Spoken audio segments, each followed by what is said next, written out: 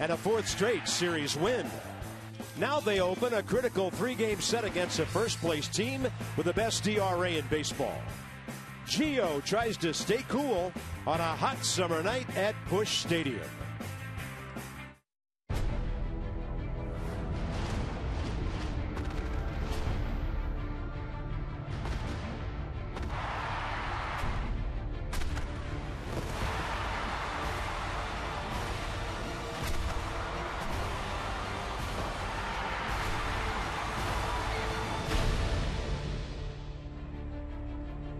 Welcome to the gateway city of St. Louis. It's the toughest place to win a road game there is in Major League Baseball. We've got some support on the road.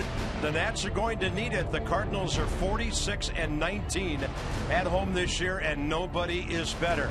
So the Nats, 1 week ago today, trailed by 5.5. So they have maintained through the last week, 33 left, 9 of them with teams over the 500 mark.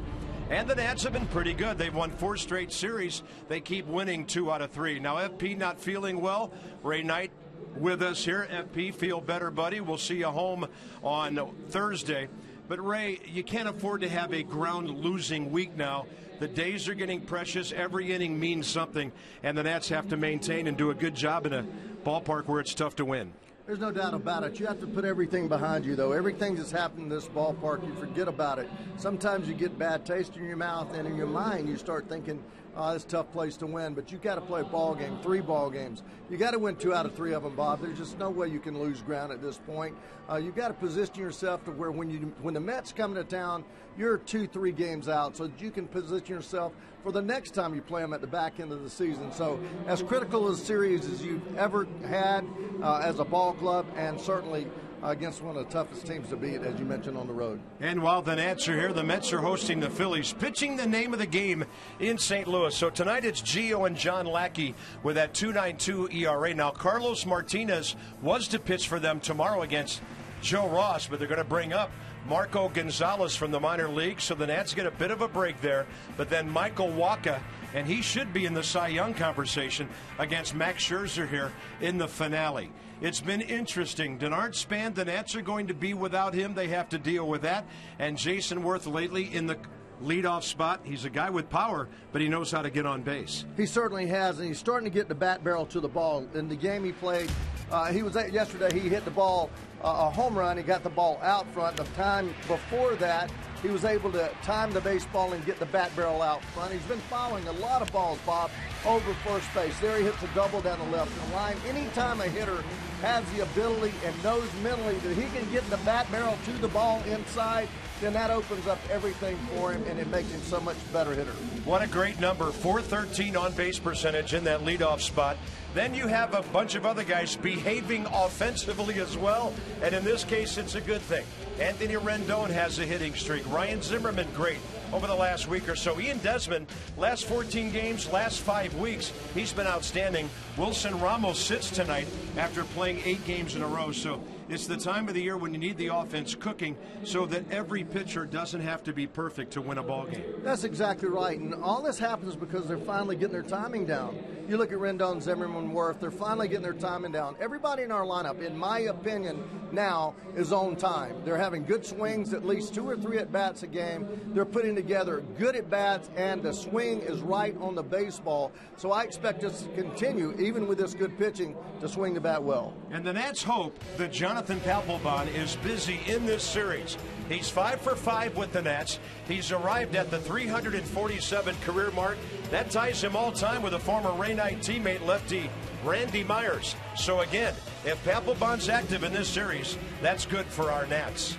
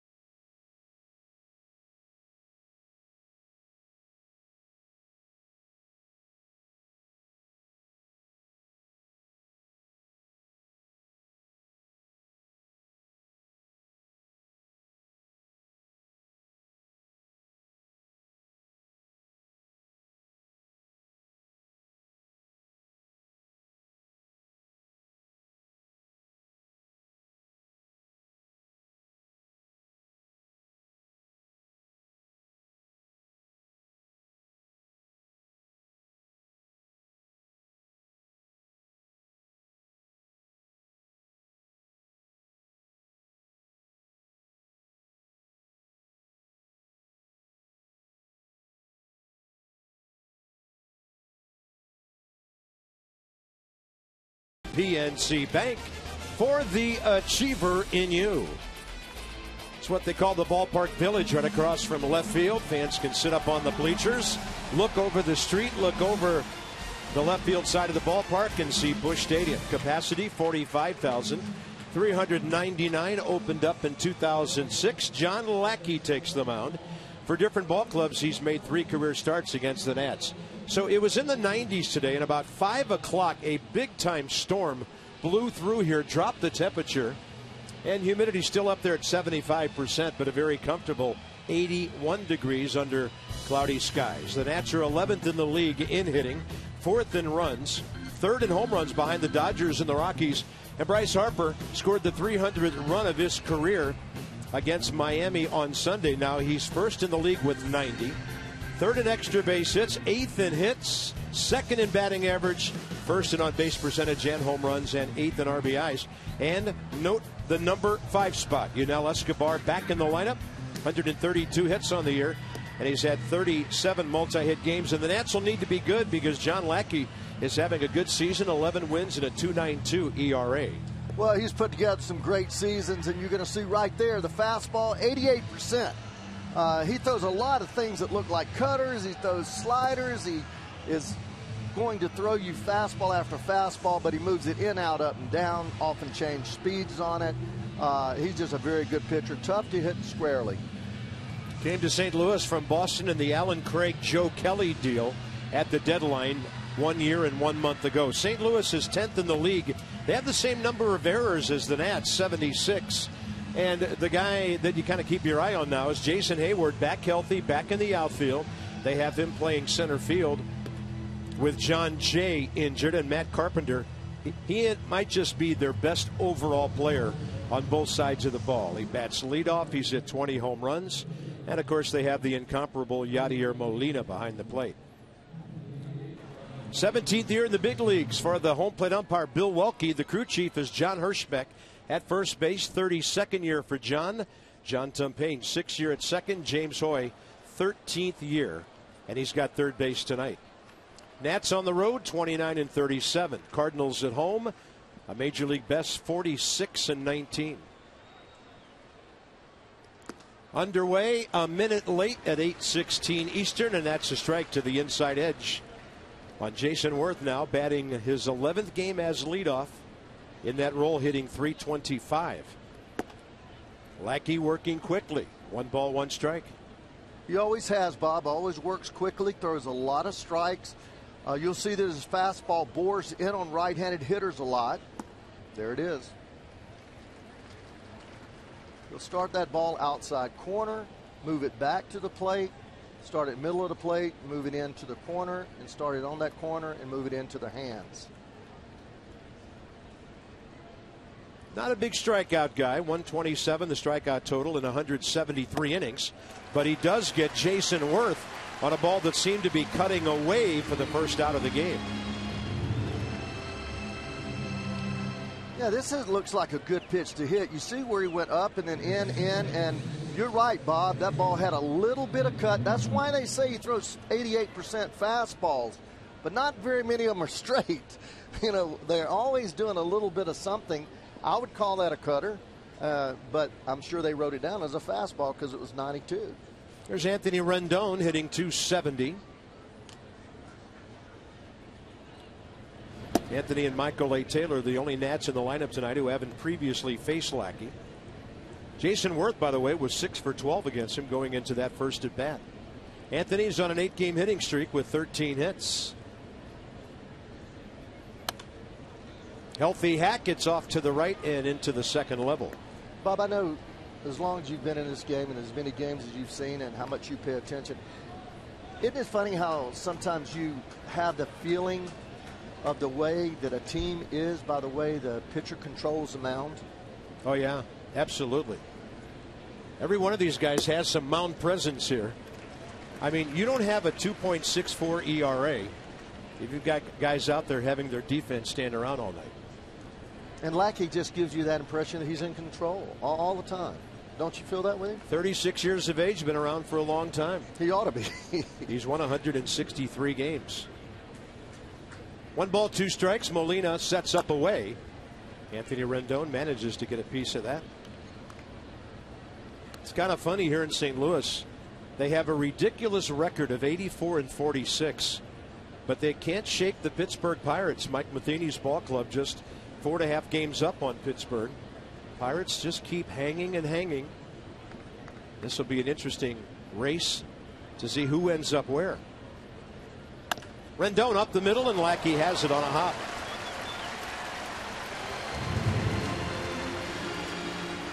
In the Central, right now, if the season was over, the Nats and the Giants would be shut out. The Cubs and the Pirates would be the wild card teams, and St. Louis would play the winner of that. Pirates are pretty good at home, too. They are great at home. They're 46-21 at home. 2 losses more than St. Louis. The next 2 best teams at home in baseball, Houston and Kansas City, both 45-21. So here's Bryce against Lackey. Career 0 for 2 with a base on balls, 1 strikeout.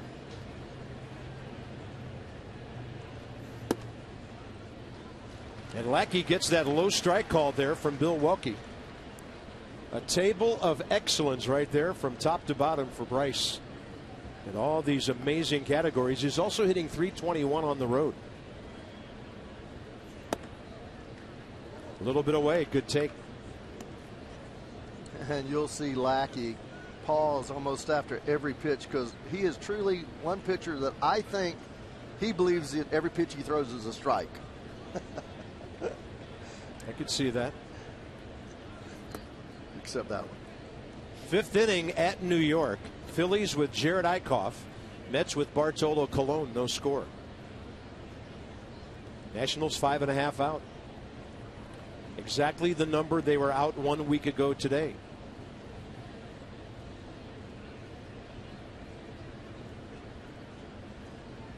The Lackey's given up 16 homers. Bryce Harper, another great take, and the count's 3-1.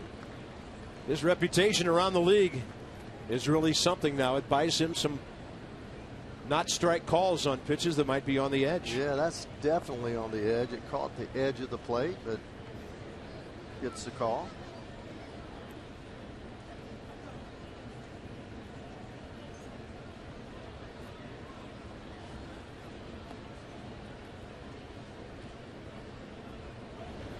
Breaking ball hit hard right side.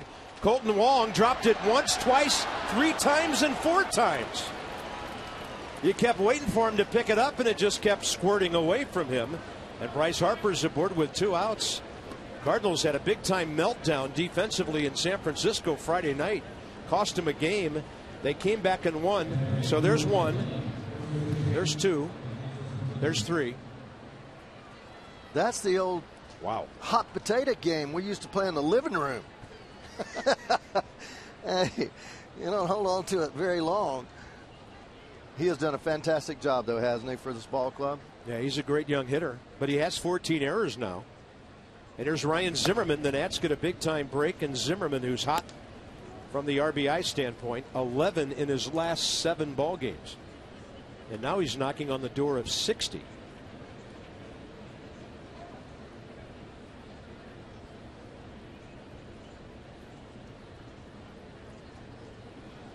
Got to make a pitching staff pay when you get a break like that. Very difficult to run on Molina, but not very hard to run on Lackey. He is one of the most deliberate pitchers to home plate as there is in all the league. Not a whole lot of people try to run on him here, though, because that cat right there can throw it. Ryan Zimmerman now knows he's got to cover that outside corner.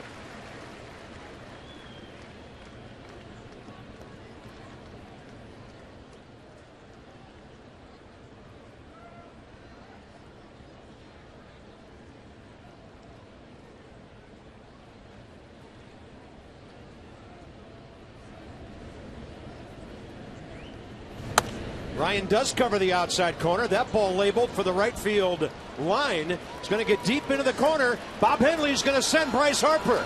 Throw comes home. He is safe. And into third base is Ryan Zimmerman. And you get the feeling St. Louis might want to take a look at this one.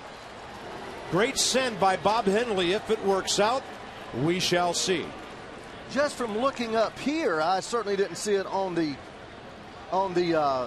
play, but looking down, it looked like Bryce got around it.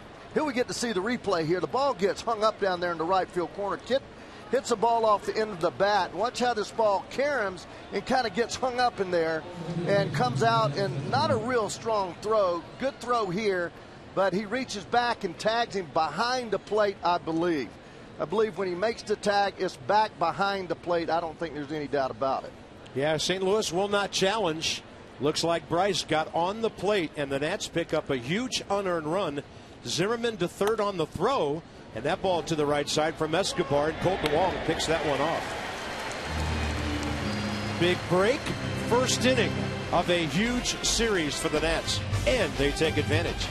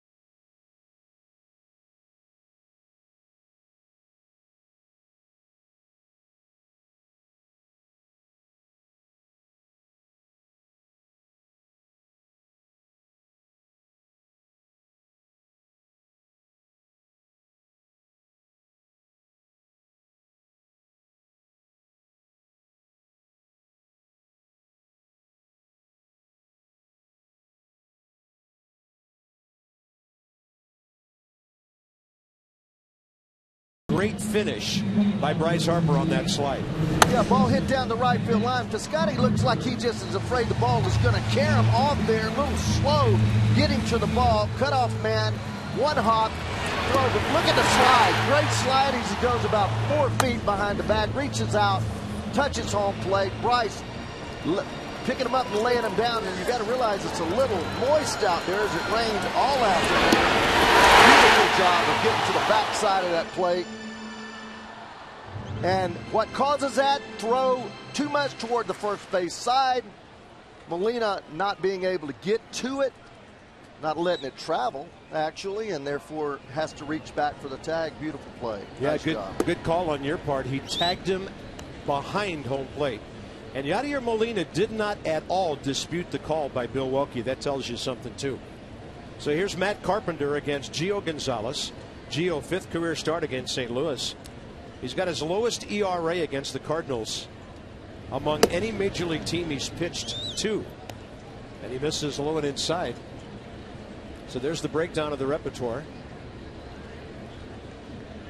Yeah, we're going to see that breaking ball. We need to see the breaking ball for strikes. And I would like to see him throw it around 20%. Fastball outside to Carpenter, 2-1. Of course, he has to get the fastball over in order to get to the breaking ball. But a lot of times with Gio, as you see 285 average, that is about 25, 30 points higher than his normal lifetime batting average against. And you also saw the 273 by left-handed hitters. Yeah, and I think it's because he's not throwing his curveball enough. For me, and I've said it all year long, it seems to me that when Gio starts throwing his curveball, if he doesn't get it over early after, say, 2, 3, 4, 5 pitches, he kind of abandons it. And I was taught that you continue to throw it until you get a feel for it. On the appeal, that's a swing.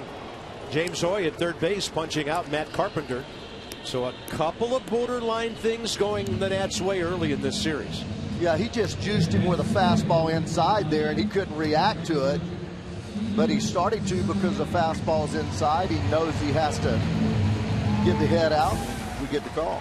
Yeah, you could see he really went around on that pitch. So Stephen Piscotty is next. The Nats know Jason Hayward so well from his times in Atlanta. In fact, he's had 28 career at-bats against Gio. Going up hacking Stephen Piscotty. This guy is an interesting story because he's come to the major leagues and just hit and hit and hit. Cardinals took him as a supplemental pick 3 years ago in the 36th overall. That's a breaking ball that goes back to the backstop. And Piscotty is a rookie.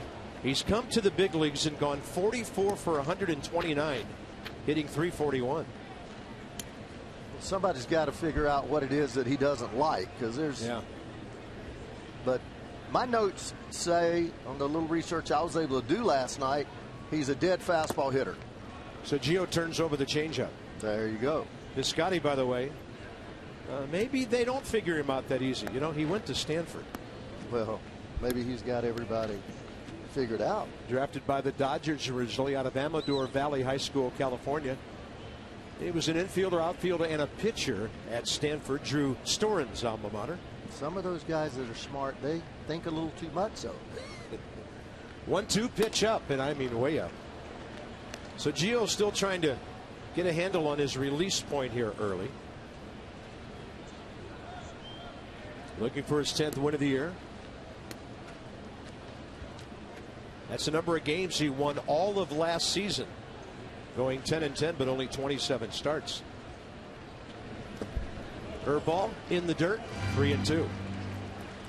Nats defense, it's Worth, Taylor, and Harper. Ian Desmond up the middle with Anthony Rendon. Yunel Escobar back at third. Brian Zimmerman's been great at first base. And Jose Lobaton plays for the first time in 9 games. Wilson Ramos has played the last 8 and 12 of the last 13. Ball drilled to right. Playing deep is Harper, and deep enough. Boy, Stephen Piscotty puts another big-time rip on a baseball. 2 outs. Dead fastball hitter, no doubt. You just see he just jacks those hands and all over the 3-2 pitch. I would have liked to have seen Gio throw him a breaking ball, even though it's early in the game, 3-2. After missing with the breaking ball, come right back and throw it, even if it's early. I know he doesn't want to walk anybody, but that kid can flat out hit a fastball. Here's Johnny Peralta, who after a lot of years in the American League has really found a home here. St. Louis shortstop record, 21 home runs last year. This year he's hit 16.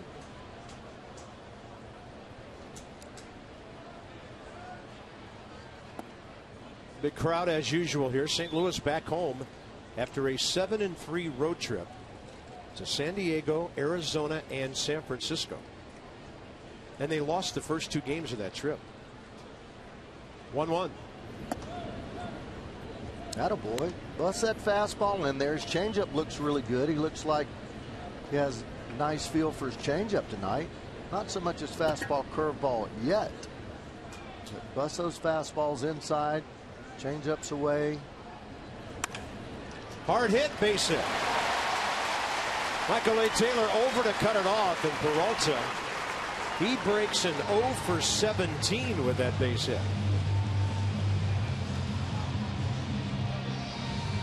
That forces Gio to face Jason Hayward here in the first inning.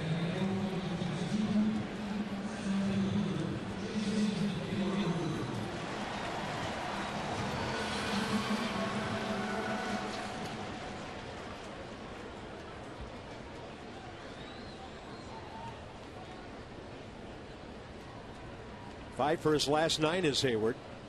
And career against Gio, 6 for 28 with 4 RBIs. Anthony Rendon's onto the right field grass a couple of steps. 91. Low in the zone, strike 1. Bryce playing him almost on the warning track. And he was playing Piscotty that way, too. He was. That was a right-handed batter.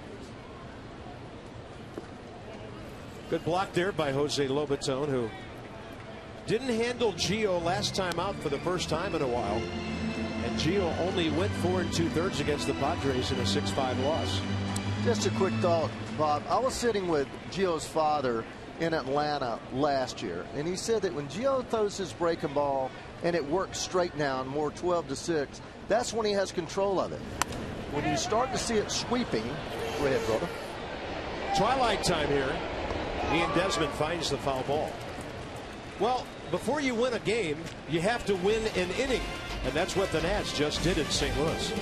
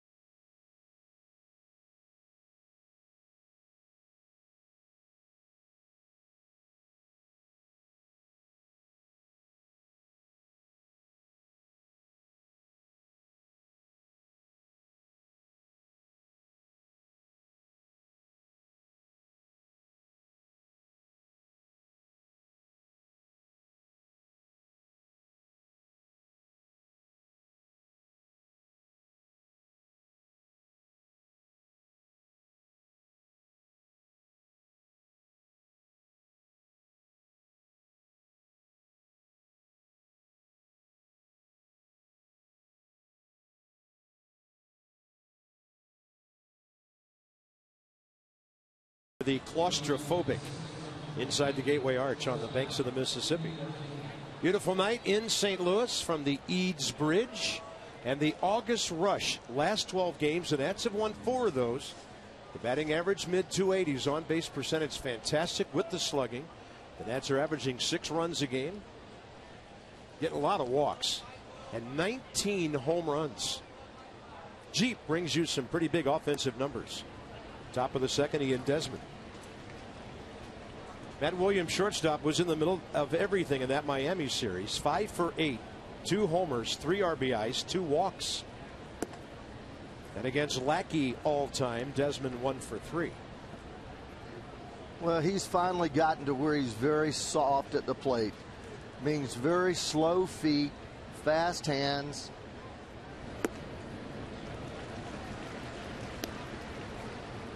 And that's just he chases a bad pitch there. That has nothing to do with the way he's setting up. Most of the time this year he was rushing early in the first half with his body. Gets to that breaking ball to foul it off. His 2 tendencies are when he's not comfortable, he tries to overswing and his body moves forward.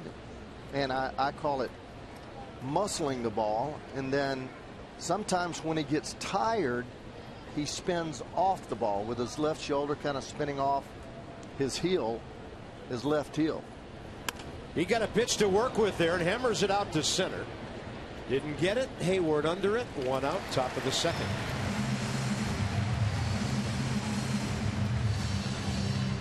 All right, Ray, what about from the side here? Yeah, watch how right here, when he stays back, he does not have movement forward, but watch how he spins that left side a little bit. And that's what happened on that particular pitch, is he catches the ball a little bit down the barrel. It's a hanging breaking ball. If he kept that left shoulder in just a fraction longer, he'd have launched that ball up there on that batter's eye. There's Jose Lobaton, who has played once in the last 13 games. Wilson Ramos has been hot with the bat. He's on a hitting streak of 8 games. But Jose's value to the Nats tonight, handling Gio on the road in a tough atmosphere. Counts even 1-1. Wilson Ramos 10 for 29 with lots of power during his streak.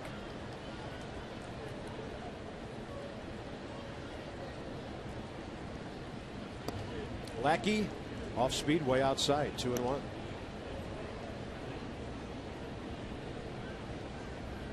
The Mets have picked up 3 against the Phillies. That was in the bottom of the 5th.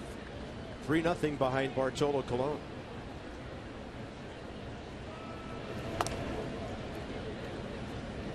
Well, the Phillies just don't have anybody to throw out there at you anymore. Utley's gone. They've lost Revere. Cole Hamels. Cole Hamels is gone.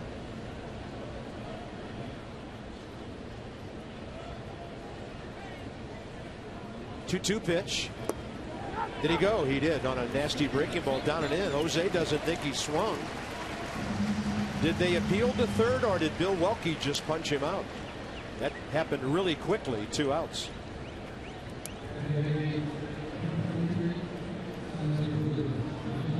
The ball's down, and I think he just called it.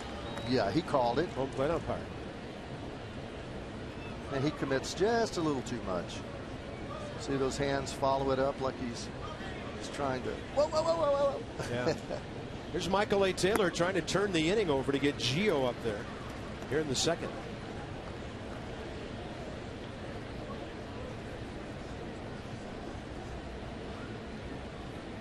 Great to see him back in center field. Had a couple of knocks and a line drive out yesterday. I have really enjoyed watching this kid perform this year. He's come a long way since that first month when he was swinging at almost everything. And a big producer, outstanding defensively. Now that's the one pitch that he's going to grow with, that slider that you don't see real well. He reads it as a fastball, and he commits on it to pull it. He has to realize which pitchers have that pitch and learn to go the other way with it. 1-2 delivery, and Cole DeWong is right there. Pretty nice swing there. Mets go 1-2-3. They've hit the ball effectively going the other way, and a 1-0 lead in St. Louis.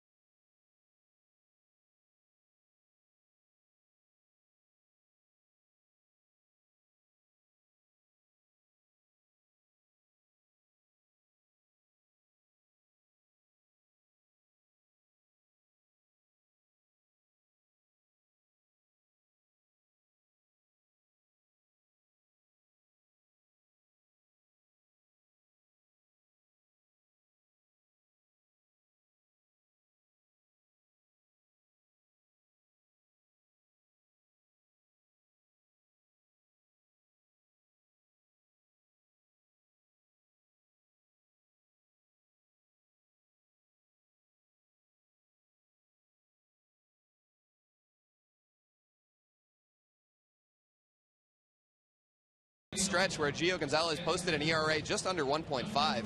His last 3 starts haven't been as good, an ERA above 10. I asked pitching coach Steve McCatty earlier today what he attributes that turn to, and he said that it's all about Gio's arm slot, that he's been dropping down and that the angle of the pitch coming in isn't as good. He said when the arm angle drops down, hitters can get a much better view of the ball coming in. And so he wants Gio to get on top of the ball a little bit more, kind of similar to what Max Scherzer has been going through recently, trying to raise that arm slot back up. If he can get that arm angle up and do a better job of limiting the damage if things go wrong, Steve McCatty thinks Gio should be right back on track. Welcome back, Dan, with our Coons.com sideline report. When you're talking cars, you're talking Coons. 18 pitches, 10 strikes for Max's teammate Gio. First inning, he gave up a hit to Peralta. Yadier Molina, 5 for his last 14, a 3-game hitting streak, steps in.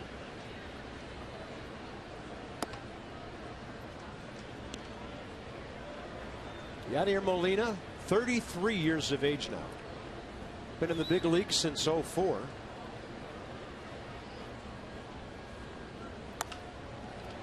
One of the best contact line drive hitters you'll have. Got to keep the ball in on him, Bob. You've got to keep the ball in on him. He loves the ball out away from him.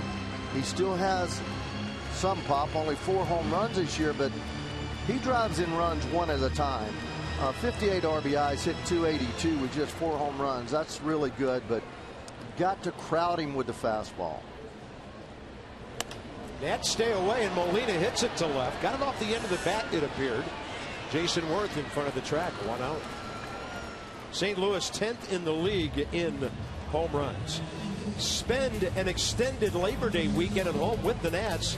You can enjoy no added fees on tickets for games September 3rd through 9th against the Braves and the Mets. Visit nationals.com/stay to purchase tickets.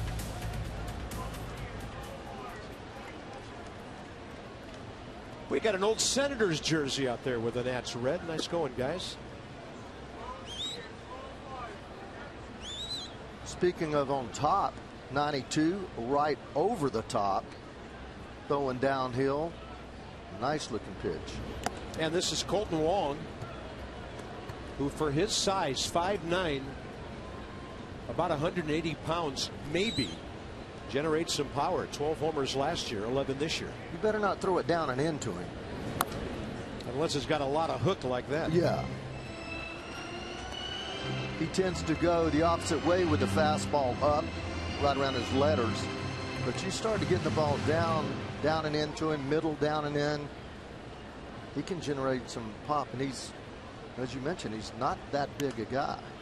Well, Gio's never retired him. 2 for 2 career with a walk. The Gonzalez-Wong matchup. 24 years of age, out of Hawaii. Cardinals took him in the first round 4 years ago.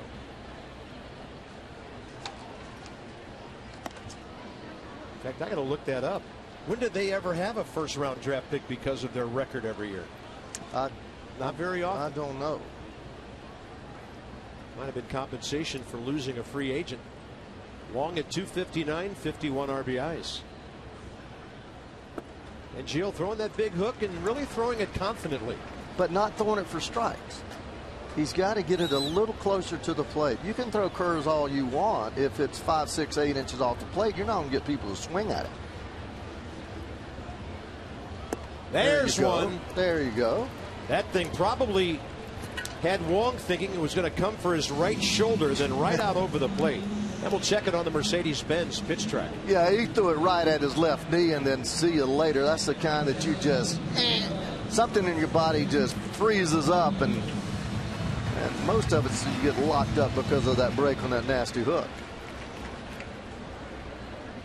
Bases empty, 2 outs. Gio's retired. 5 of the first 6 St. Louis hitters. He faces a guy we're familiar with, Mark Reynolds.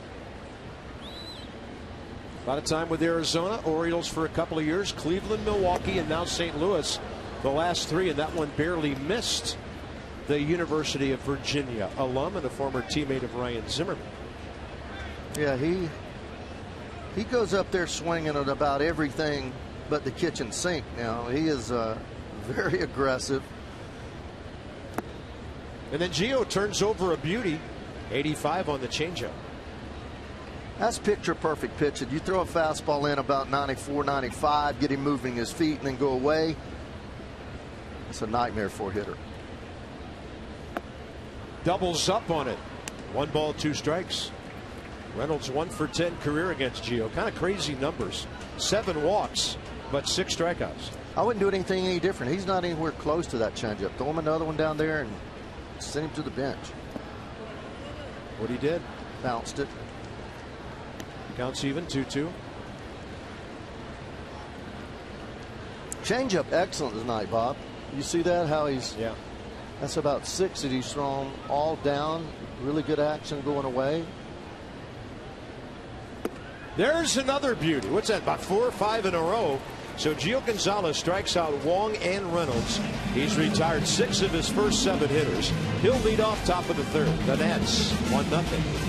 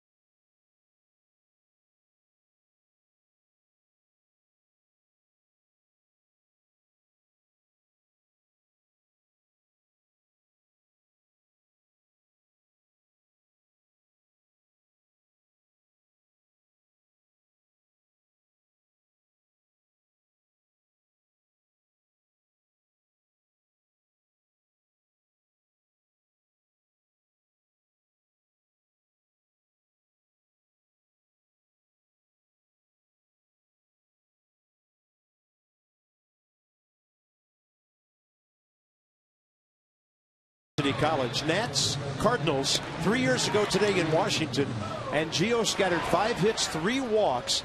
First career shutout. The Nats beat Adam Wainwright and the Cardinals 10-0 that night. He now has 4 complete games and 2 shutouts. He knew that was the last out. Bryce Harper put it away. The Nats have 12 hits. And Ryan Zimmerman at opposite field, 2-run shot in the 8th. That gave the Nats a 3-game winning streak. Michael Morse and the guys having fun with Gio. He now has 4 career complete games and 2 shutouts, but that was his first ever whitewash. Pitching well tonight and really well that night. At the plate, Gio on the year, 3 for 32 with a pair of RBIs. First 2 innings, John Lackey, 33 pitches, 23 strikes. Gio, 33 over 20. And John Lackey throwing him some serious hooks.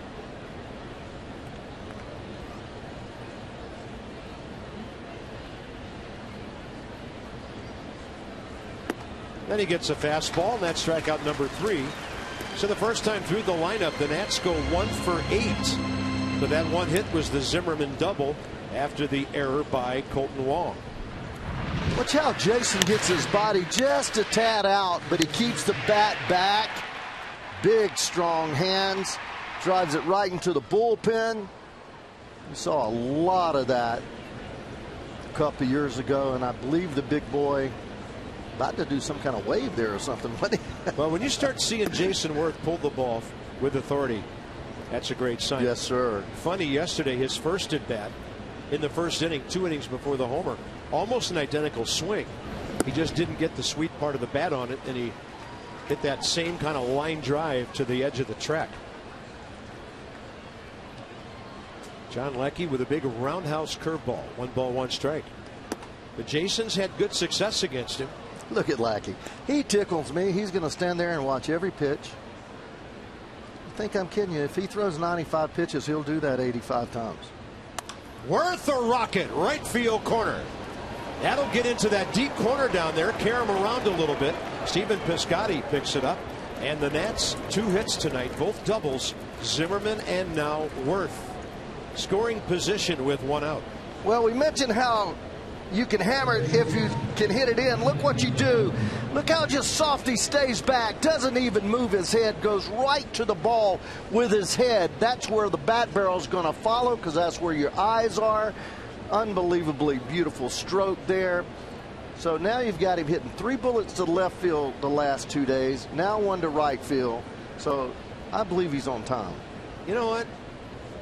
You see a good at bat, you get pretty excited, don't you? I do, man. I do. I am so much into, and always have been. It's a lot about mechanics, but it's such a simple thing. It's those eyes are the most important part of hitting, and then balance. If you keep those eyes still, and you're timed, and you have enough hitting to have your timing, then it's just eye-hand coordination. So when I see it done well, I do get excited. Or done 92 correctly. miles an hour, right down the right field line. Harder hit, but a similar location to Ryan Zimmerman's double. It's pretty good. 92 going the other way. Now Anthony Rendon has to battle. It's 0-2.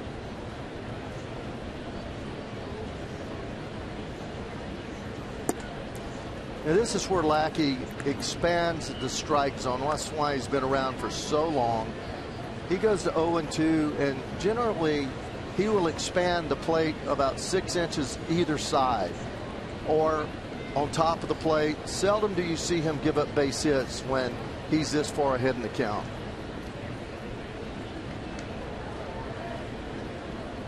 A look at Worth, a long look. And then he strikes out Anthony Rendon on a pitch way downstairs.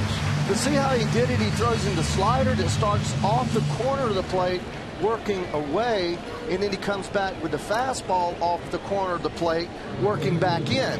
So the ball started at the same spot. See it on the outside and works itself back in? So the hitter gets the same visual of the ball starting in the same place. The only problem is one's going one way, one's going the other. Yeah, 94 on that heater. Now it's up to Bryce Harper with 2 outs. Bryce hit the ball hard. First time up, Colton Wong dropped it 3 times. Bryce reached and then Zimmerman drove him in.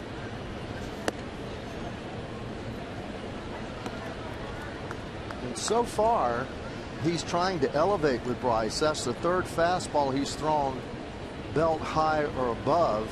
Let's watch and see if his tendency is to continue to try to elevate on him.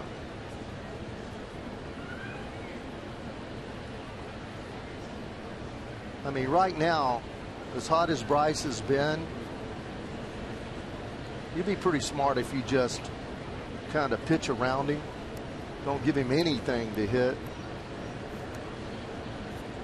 And although Zim is a formidable RBI guy, this is not the guy you want to face, especially when he's behind, especially when he's ahead in the count.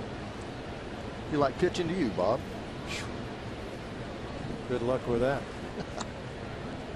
For me. 1-0. Bryce now will get time from Milwaukee. Bryce homered in the first game of the homestand, and that was it. 31, 77 RBIs.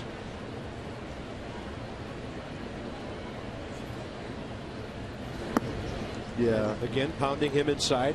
If you call a breaking ball pounding him in, that was down and in. Yeah, you can call it that. I mean, this whole purpose of that pitch is throwing something that appears to be in the strike zone and moving it out of the strike zone badly, hoping that he'll chase. Bryce right here, he just has to pick out a small, almost like a salad plate, and look in one area and be really hot to that area.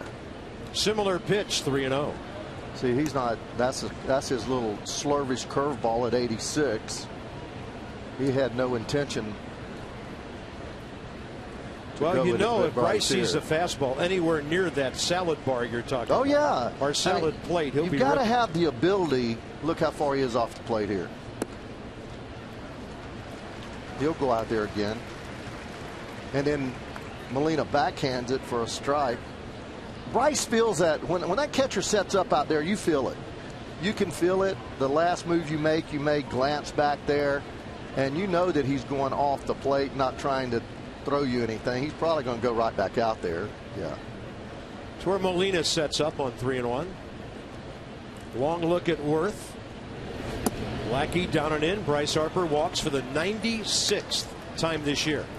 And then he hustles down to first.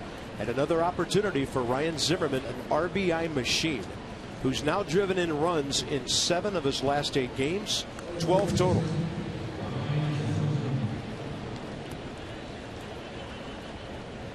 Ryan Zimmerman arrives at the 60 RBI mark in the 89th game he plays. Wow.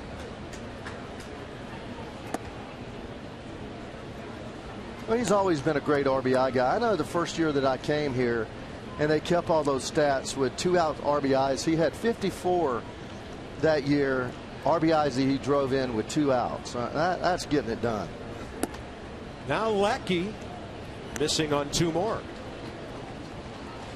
And even if the Nats don't score here, they're going to make John Lackey have a long top of the 3rd inning.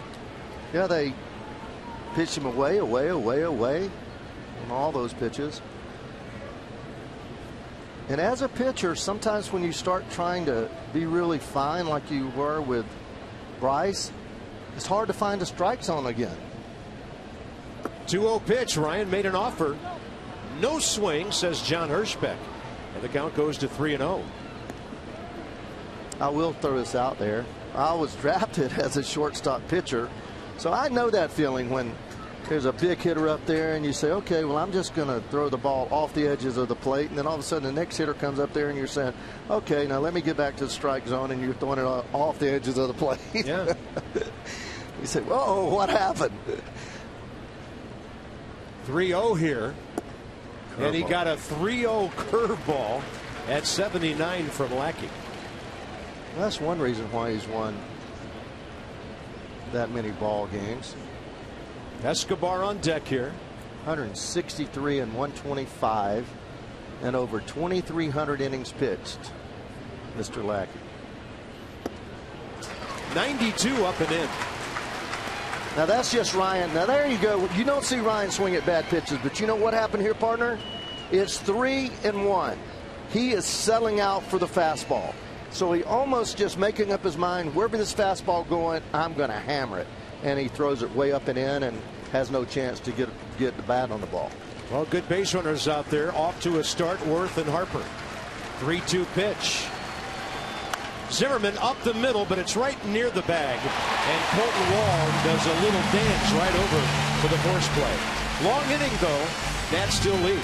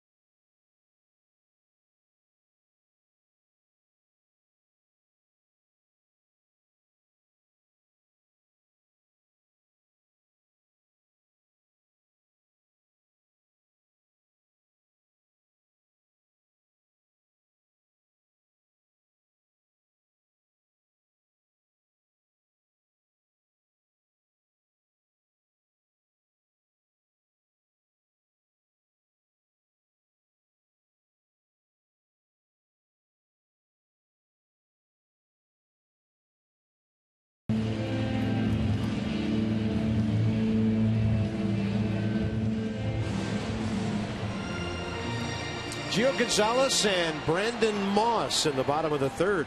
A couple of guys in the American League for a long time. St. Louis picked up Moss recently, and he's hit 200 with 2 home runs here. This might be the most dangerous 220 to 230 hitter it's been in either league in a while. Brandon Moss can hit home runs. I agree with you. You see that open stance? He is a guy that has that patented left-handed swing, uppercut, can hit it from where that shin is right there, that shin protector, to about that knee. Dead pull. Uh-oh. Had 3 pretty big seasons with Oakland, hitting 76 home runs in 12, 13, and 14. He was with the Indians this year, hit only 217, but he hit 15 homers and drove in 50. They were looking for a power bat when they lost Matt Adams. And Gio goes to 3-1. Yeah, look at Gio right here. 2 pitches ago, he either jammed his foot a little bit, something he landed funny. He jumps around a little bit and maybe just tweaked that. Probably just hung his cleat just enough to feel a little bit of something, but I don't think it's anything big.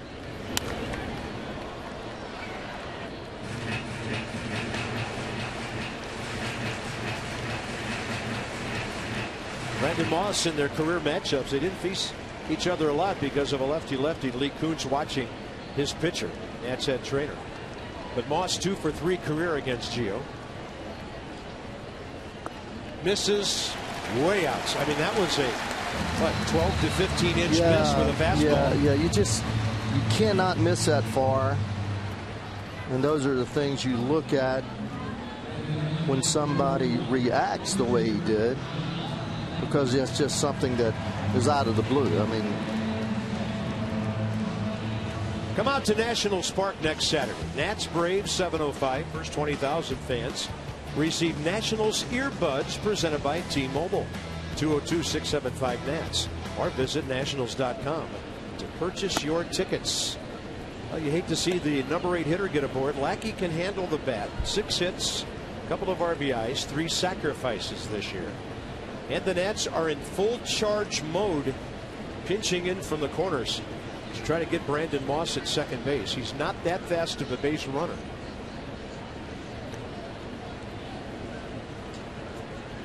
So Escobar already on the grass at third. Zimmerman has to hold the runner and then make his dash. 0-1 count.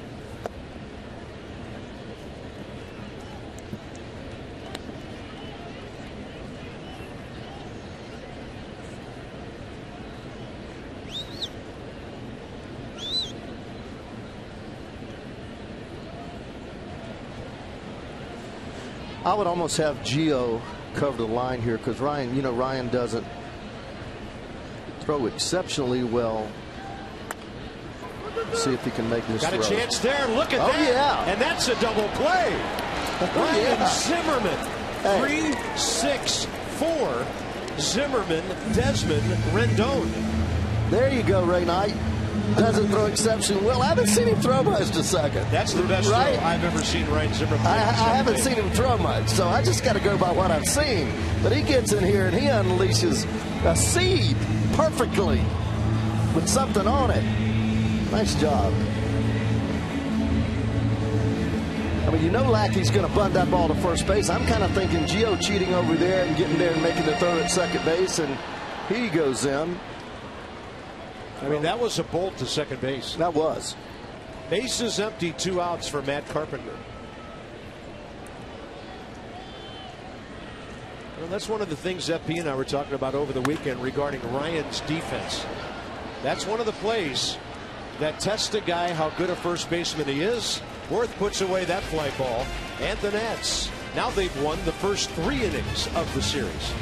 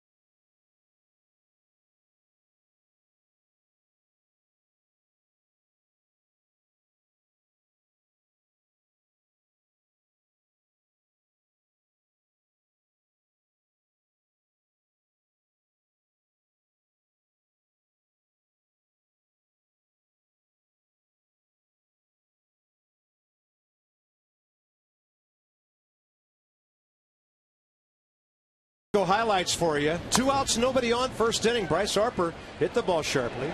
3 drops and really 4 by Colton Wong, and then Ryan Zimmerman. And watch the slide by Bryce Harper. Here comes the relay. It's a short throw, but Bryce gets to the back end of home plate right there before Yadier Molina puts on the tag. Fantastic base running by Bryce Harper, who almost did a face plant himself. Outstanding shots too. Man, great stuff. Escobar, Desmond, Lobaton, top of the 4th. I was dying to see Ryan Zimmerman get walked to load the bases to see what Escobar was going to do on the first pitch from Lackey. And we never got a chance to see it. So 1 inning later, here he is leading off. A little bit outside, cutting away, 1 ball, 1 strike. Well, swelling has gone down a bit on that right hand. Able enough so he could swing the bat. And as Matt Williams said the other day, also grip the ball properly to make throws. Out to short for Johnny Peralta. He's been solid for them this year. 1 out. Time to tweet your strongest fan photo. Use Nats Couch Cam. That's hashtag Nats Couch Cam. You might see yourself in an upcoming Masson telecast. Brought to you by T-Mobile. Desmond and Lobatone the next 2. The in fly ball to medium deep center, first time up. Hitting .314 his last 38 games. And maybe more impressive for Ian Desmond, not the most patient hitter the Nats have ever had. A lot of walks over that time. His on base percentage has been .382. And I'm not sure that even when Ian has been hot with the bat, he's ever had an on base percentage like that.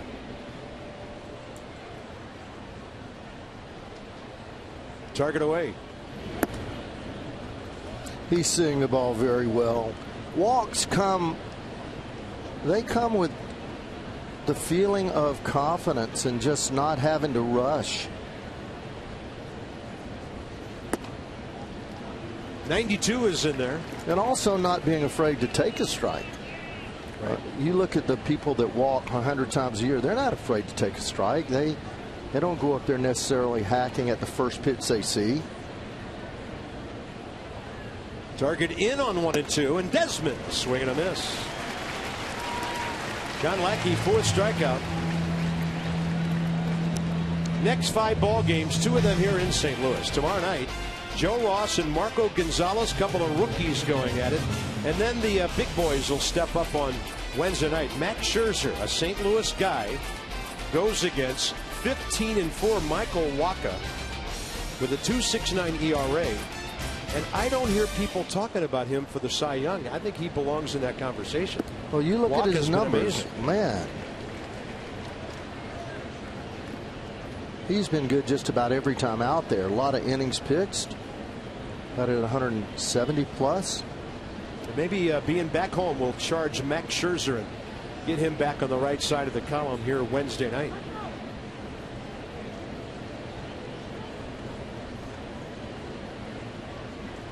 Jose Lobatone on a pitch down and in.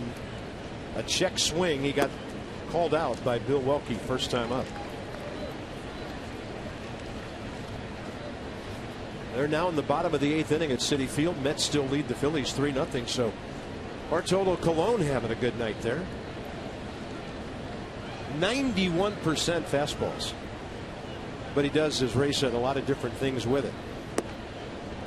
There's 84 on the off speed.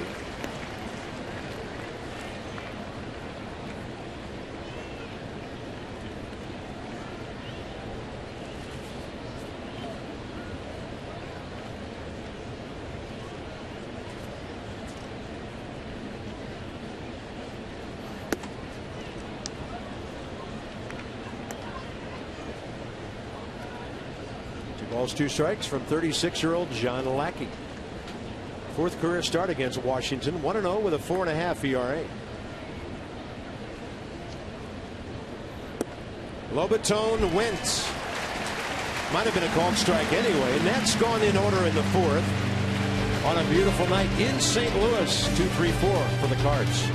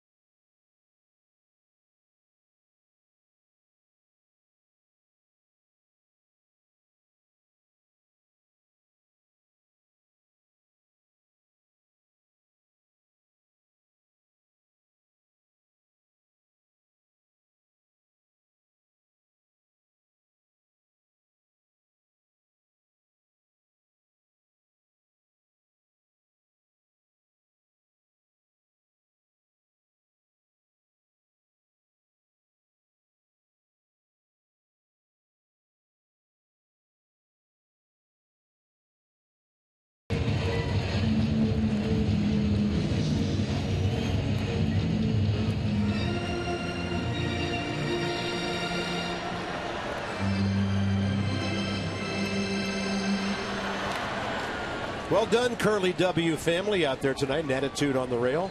If you're traveling, watch your Nats. MLB.TV Premium. Live or on demand on over 400 devices. Visit MLB.TV for all the details, highlights, live look-ins, pitch tracking, and as they say, and more. There's Stephen Piscotty after Gio threw him a strike, bottom of the fourth underway. Great breaking ball, 0-2. Piscotty hit the ball really well, lined out to Bryce Harper on the track and right. And right now Bryce would only have to take about 5 steps back to be right on the track again.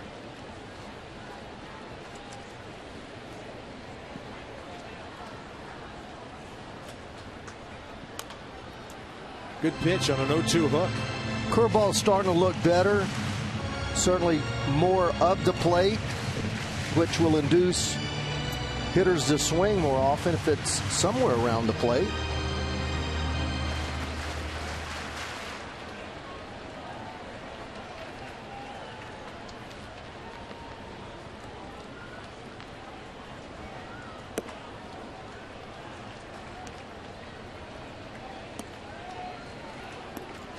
Gio, nice and efficient tonight. Just 14 pitches, just a tad more than 14 pitches per inning. If he stays there, he'll get you to 7.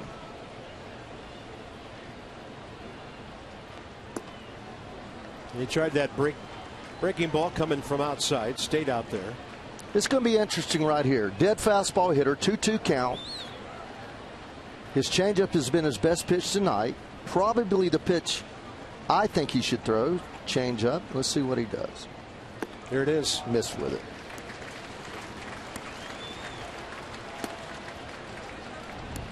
Gio, 1 walk tonight. That was Moss leading off last inning, but the bunt double play engineered by Ryan Zimmerman turned around that inning. In this case, you've got 3, 4, 5 coming up. Don't want to walk this man.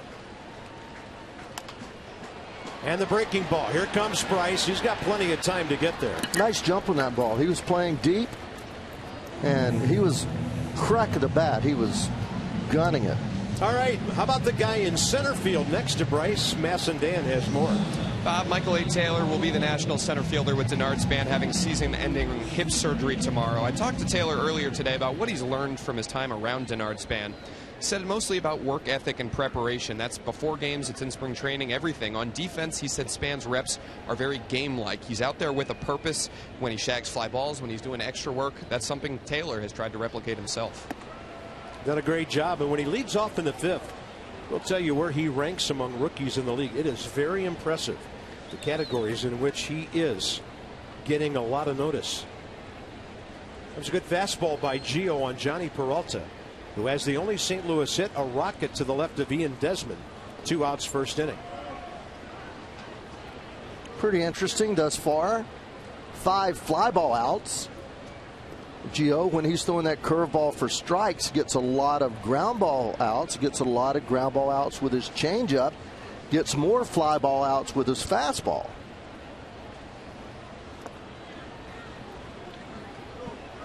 2-1 to Peralta. Yeah, there you have it. And the 2 ground ball outs came on 1 bunt. Yeah, double play.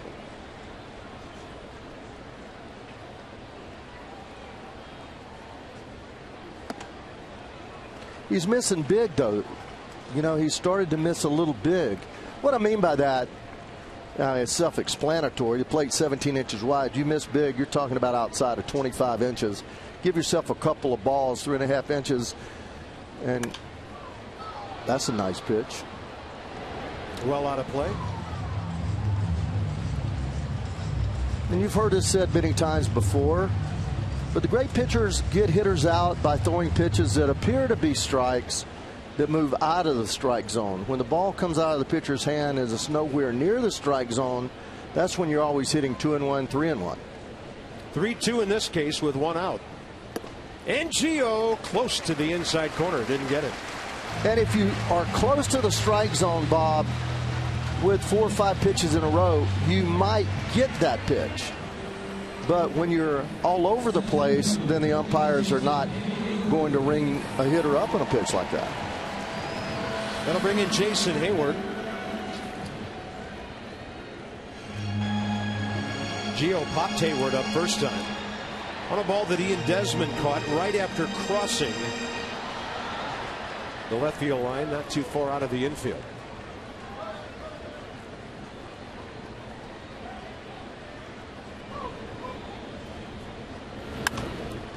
High in the air, left field corner, and drifting out of play. Hayward, of course, St. Louis went out and got him after the really disastrous loss of Oscar Taveras, who they thought was going to be a star here for years to come.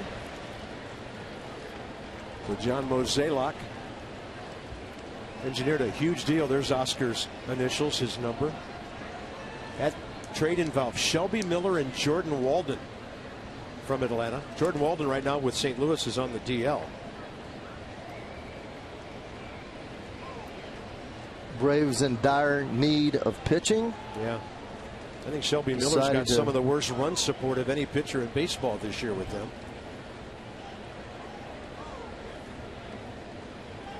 In fact, the Marlins 1-0 on the Braves tonight in the 8th inning. And a bouncer. It's by the mound, coming forward, bare hand. Anthony Rendon, not much he could do because the runner Peralta was flashing right in front of it. So first and second, one out. And now I think coming into the batter's box, the guy who's on the St. Louis Ball Club toughest to face in situations like this, Yadier Molina. I hate to see him up there in situations like this. He shortens his stroke. He has a great idea where the strike zone is. He knows what pitch he handles. He goes the other way with the fastball. He pulls the breaking ball if you leave it there.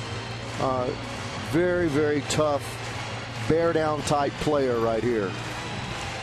Anthony Rendon did absolutely the right thing there by not throwing to first. Hayward, left side of the batter's box, got out in a hurry. So here's the key matchup of the game to this point. Gio Gonzalez and Yadier Molina, who hit a fly ball to Jason Worth in left first time up.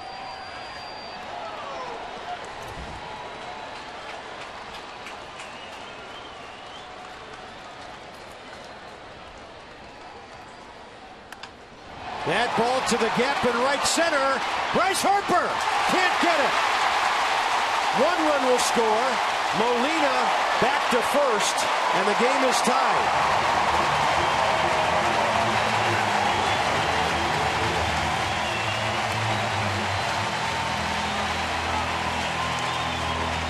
Great effort by Bryce. It looked like he got there. And the ball, his glove, might have all hit the ground at the same time. Breaking ball up. Molina goes the other way. Bryce, great jump, covers a lot of ground. Had a funny angle on the ball, Bob. Did you see him? He actually was going back, then moved forward. Ball right at the end of his glove. I think he thought that ball was hit a little harder than it was. First and third with one out now. Look right here as he gets the glove there, cannot quite get it under. It actually hits right on the outside finger of the glove. Almost a spectacular play. And here's Colton Wong, who really jams the plate.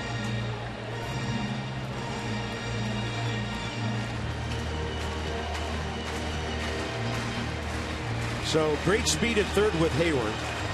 Great speed in the batter's box with Wong, but not with Molina at first.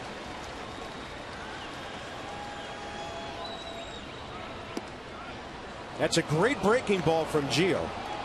Now remember, the first time up with a 2-strike count, he threw one right at Colton Wong's right shoulder and broke it down and out over the plate to get him looking.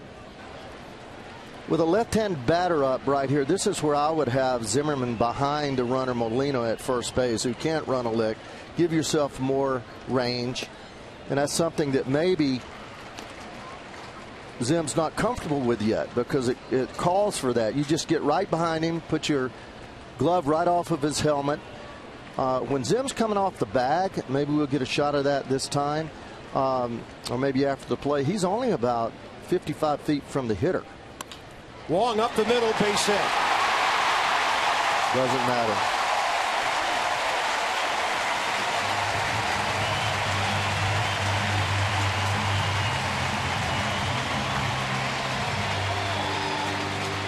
This is what St. Louis does to you.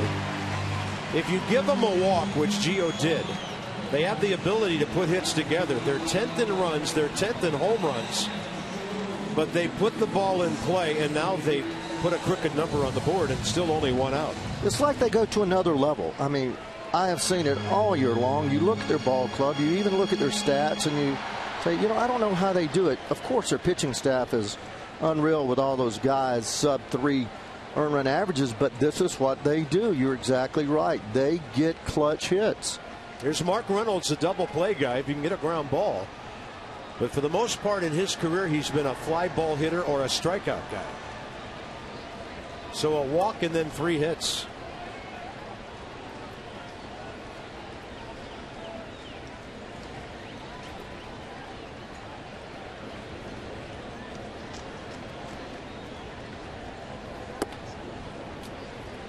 .92 on the fastball by Gio, who struck out Reynolds swinging first time up.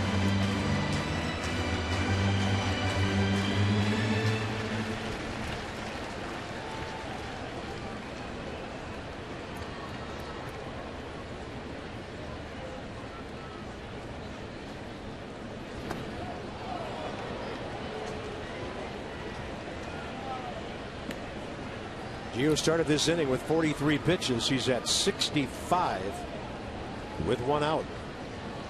And we've seen him do that time and again this year in that 4th, 5th, 6th inning, cruising along, averaging 13, 14 pitches, and all of a sudden has a 25-pitch inning. Just cuts his game a little short. Gets the strike call there with 84. Looked like a changeup under the hands of Mark Reynolds. Mercedes-Benz tracking it right to the edge.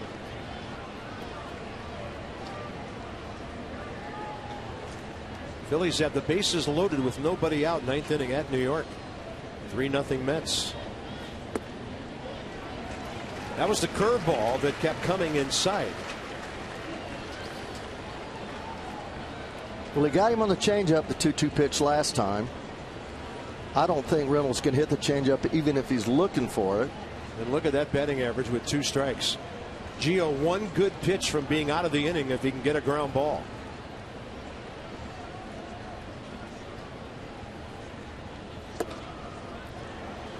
He chooses to go inside with the fastball.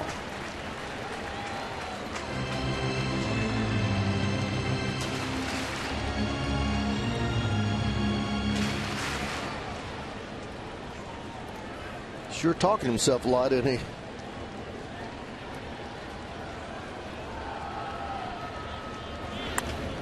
Reynolds out to left center.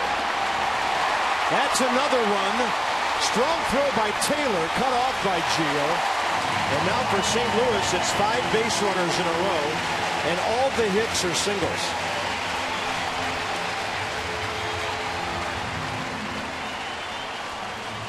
Well, he chose to go in 3-2, and then he tries to go in there a little bit. You know that Mark Reynolds can hit the fastball, the one pitch he can hit. Gets it a little bit more on the plate, doesn't get all of it, but gets enough of it, gets jammed a little bit. Long slipping and sliding at second base, but clutch hit after clutch hit. 3 consecutive RBI singles, and they're moving around in the Nats bullpen. Gio has not gone more than 5 innings in his last 3 starts. He went 2 2/3 at San Francisco, 5 innings at home against Milwaukee, 10-3 loss, and then just 4 2/3 in that 6-5 loss to the Padres last week. So here's Brandon Moss, the number 8 hitter. Pitcher on deck, and Blake Trinan is ready to get his glove and start throwing, it appears. Well, I hate to sit up here and second guess. It's not my job to do, but after you strike a guy out 2-2 on a changeup, you know he can't hit changeups. He swung 3 times and came up empty his first time on changeup. Then you go 2-2 fastball in off the plate. Then you get to the 3-2 pitch, and you're pitching yourself into trouble. 2-2 pitch changeup looked like to me to be the right call. Fair ball. Ryan Zimmerman right to the bag. Moss retired. Wong to third, Reynolds to second, and John Lackey coming up.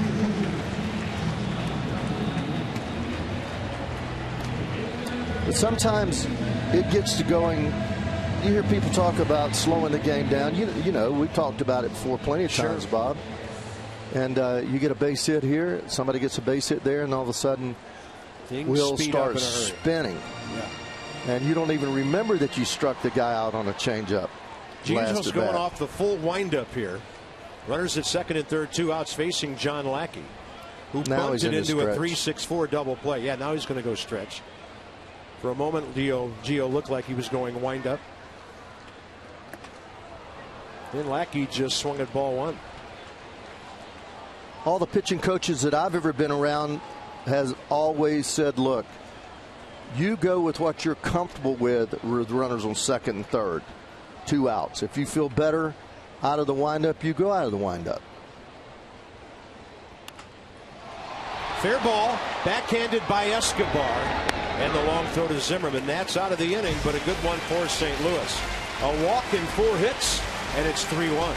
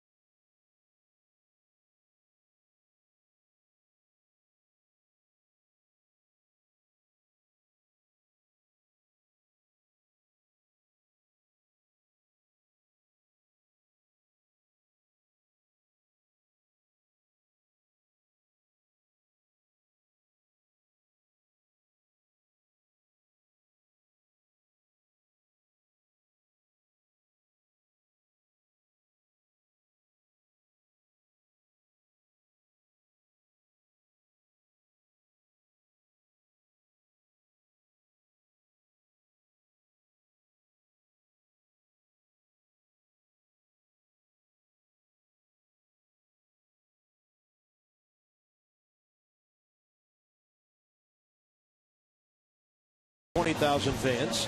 The Nats nesting doll, Max, Bryce, Ryan, Chief, that's Chad Cordero, and of course Frank Robinson. 100 lucky fans who find a golden ticket in their box also receive a limited edition 10-piece nesting doll. 202-675-NATS or visit nationals.com to check out your ticket purchase.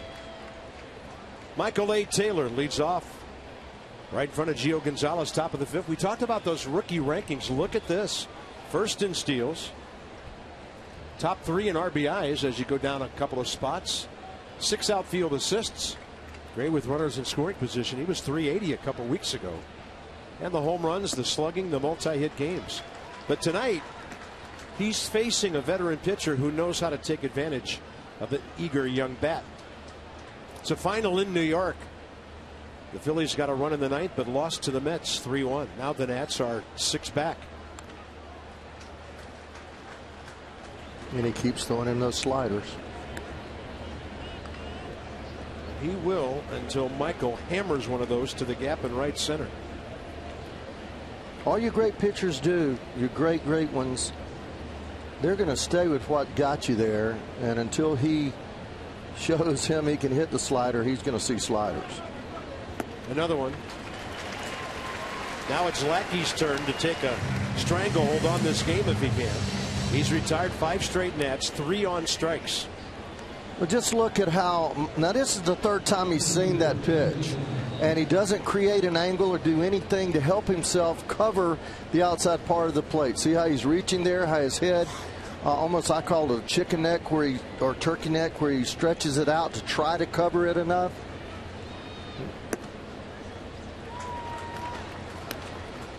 Lackey has given the Nats only 2 hits.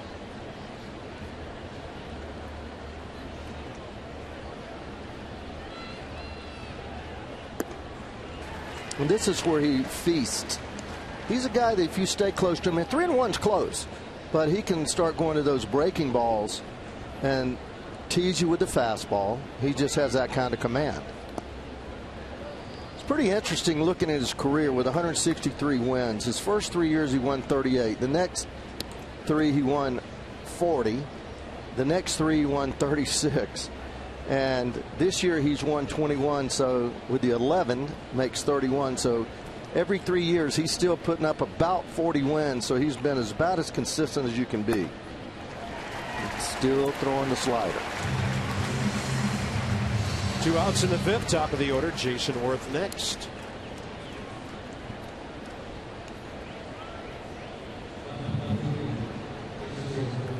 Great swing last time, a 1-out double down the right field line, but Jason never got beyond second base. Rendon struck out, Harper walked, and then Ryan Zimmerman on a 3-2 count hit a ground ball up the middle. Colton Wong stepped on the bag, and that was the last time the Nats had base runners. Worth has now hit safely 11 of his last 15 games, and he's been on base 14 of 15. And it looks like everybody ought to start moving up in the box, because when's he going to throw another fastball? After throwing 89% fastballs, he's decided he's going to throw 89% breaking balls. Looks like it. It's the old, I'll throw him until you do something with him. There's a heater. This is blown away.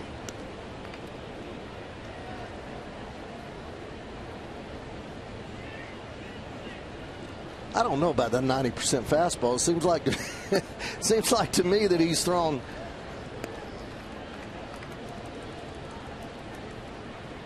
I think they're coding that cutter definitely as a fastball, because I know we've seen more than 10% sliders. 2-1 pitch. Just this inning we've seen about 7. Yeah.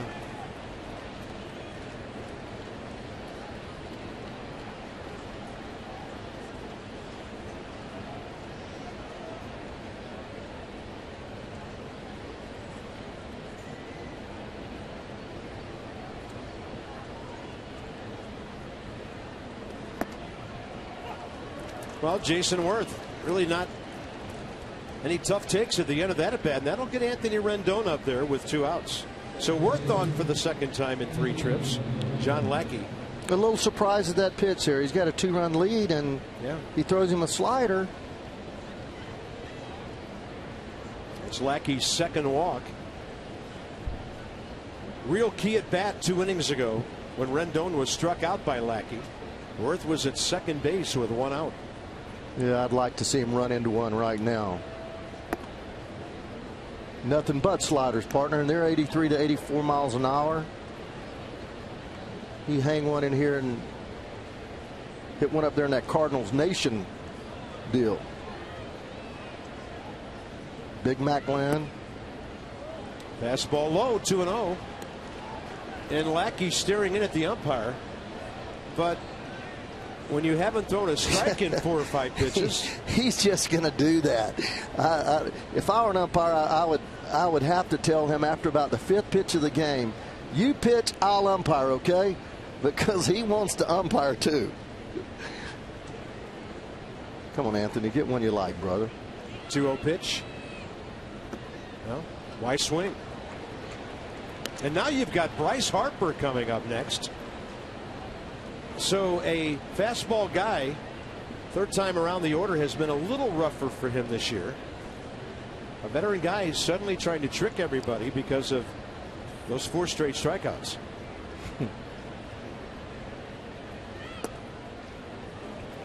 And then he drops down. That's what they call the BP fastball. Yeah. 89, about 3 or 4 miles an hour off his heater. Bryce has been aboard with an error and a walk. So the tying run is in the batter's box with a 3-1 count. And Rendon goes down the right field line. This ball will get out of play.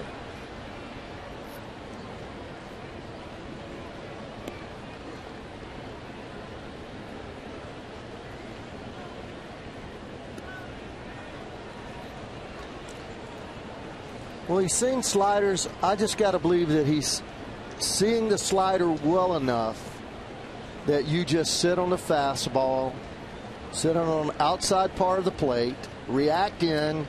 If he throws a slider, it's going to be away. You'll be able to see it and lay off of it. If he hangs it, you can bang it. Just look for the fastball away.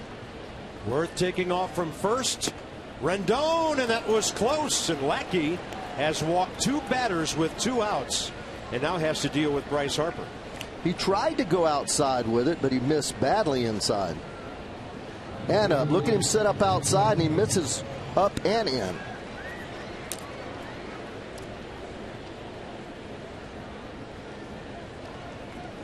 Who's hot, who's not? Well, youngest players to score 300 career runs. Bryce Harper did it in 318 days after his 22nd birthday. Mel Ott, #1 all time. Celebrate the season with the American Standard All-Star Sales event. Visit MidAtlanticComfort.com for amazing rebate and financing opportunities. That's some big-time names there. Well, for this inning, that's ball 9. He didn't want to throw to Bryce last time. Now he's in a situation, yeah, you have a base open, but it's third. You've got Zim right behind him. At some point, he's got to go at him. Or not. Isn't it funny? He couldn't throw a ball for 3 innings, and now he's having a tough time getting the ball over the plate.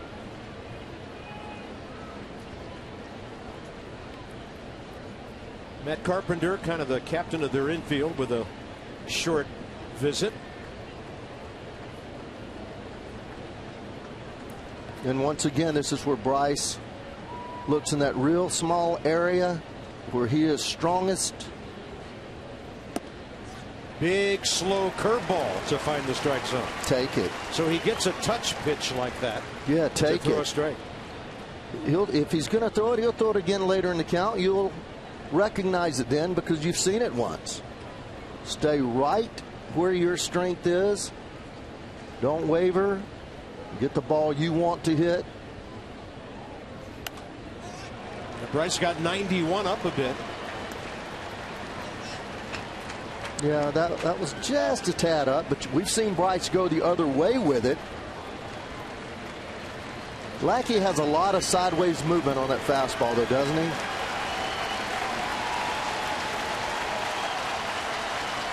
We noticed that he was throwing Bryce high. You notice right there by that chart how all 4 of the pitches in this at bat have been high.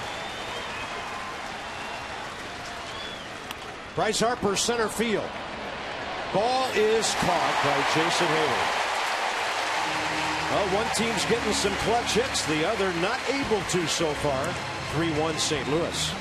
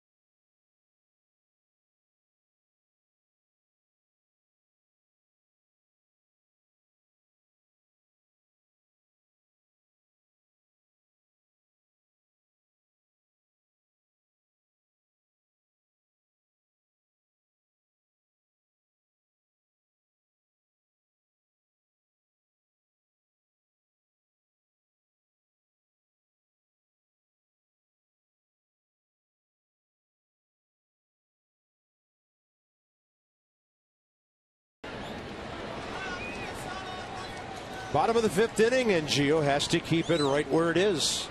Top of the order, Matt Carpenter 0 for 2. Fastball right in there. Carpenter has hit 20 home runs for the first time in his career. Saw a quote from him today. He said he was trying to do that to give the ball club a little more power in the absence of Matt Holliday and Matt Adams. Right side, Zimmerman can't reach it. Rendon can. And to Gio, who finds the bag evidently. And a very casual call by John Hirschbeck. And Gio goes down.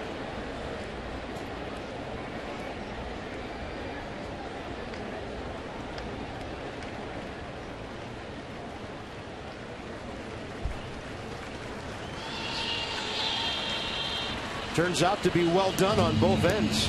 Well, what do? You get over there, and once a second baseman, you make yourself a first baseman. But the ball was behind him. Watch how he goes to the line, runs up the line, gets there, slows down, then you become a first baseman. But wow. Rendon throws the ball behind him. Nice athletic play. Fortunately, he didn't get hurt. Yeah, good cover by Rendon, a lot of range. There was contact with his legs and Carpenter's legs as the base runner went by. Here's Stephen Piscotty. Curveball down and in. Gio had to throw nearly 30 pitches in that 4th inning.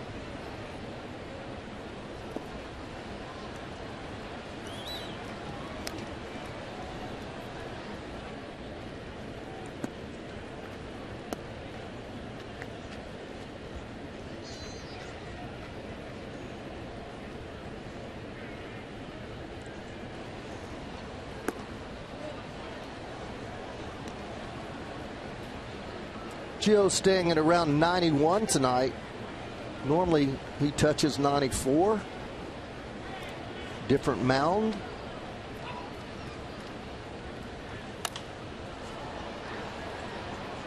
I'll tell you why this guy's a good hitter. He stays on the ball, hits the ball the other way. I mean, a lot of young hitters come up to big leagues. They think that they've got to unload the ball somewhere on the pull side, and they become very susceptible to breaking balls and changeups. He's hitting the ball the other way. Gets good wood on that one out to right center, and Michael A. Taylor runs it down. Well, Piscotty's 0 for 3, but he's hit the ball hard twice. For the Achiever and you, PNC Bank with our minor league report. Lucas Giolito got his 3rd win last night. He's at Double-A Harrisburg, climbing the ladder, 7 starts. ERA solid, 41 strikeouts in 41 innings. Lucas Giolito. He's going to be really special. Just hope that he stays healthy with that body, throwing downhill with that fastball, 98 plus curveball that I've only seen on film, but it is a yacker. Still working on his changeup. And Gio goes 2-0 on Johnny Peralta, whose 1-out walk turned the tide of that 4th inning. Gio got Piscotty to lead off the inning on a routine fly ball to right. Then it got rough. High fly ball, right field. Bryce Harper. Last second adjustments. Ball moving around on Bryce. And a 1-2-3 badly needed for Gio Gonzalez.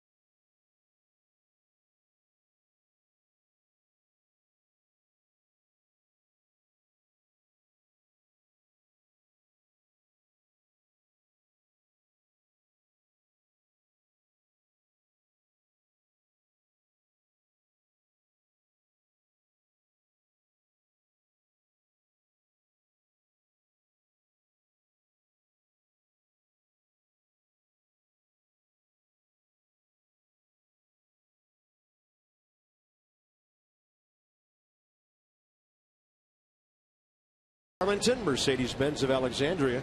Ryan Zimmerman having a nice game tonight. Offense and defense. Yadier Molina got that rally going with a hit to tie the game. And Gio now through 5 innings, 82 pitches, 49 strikes.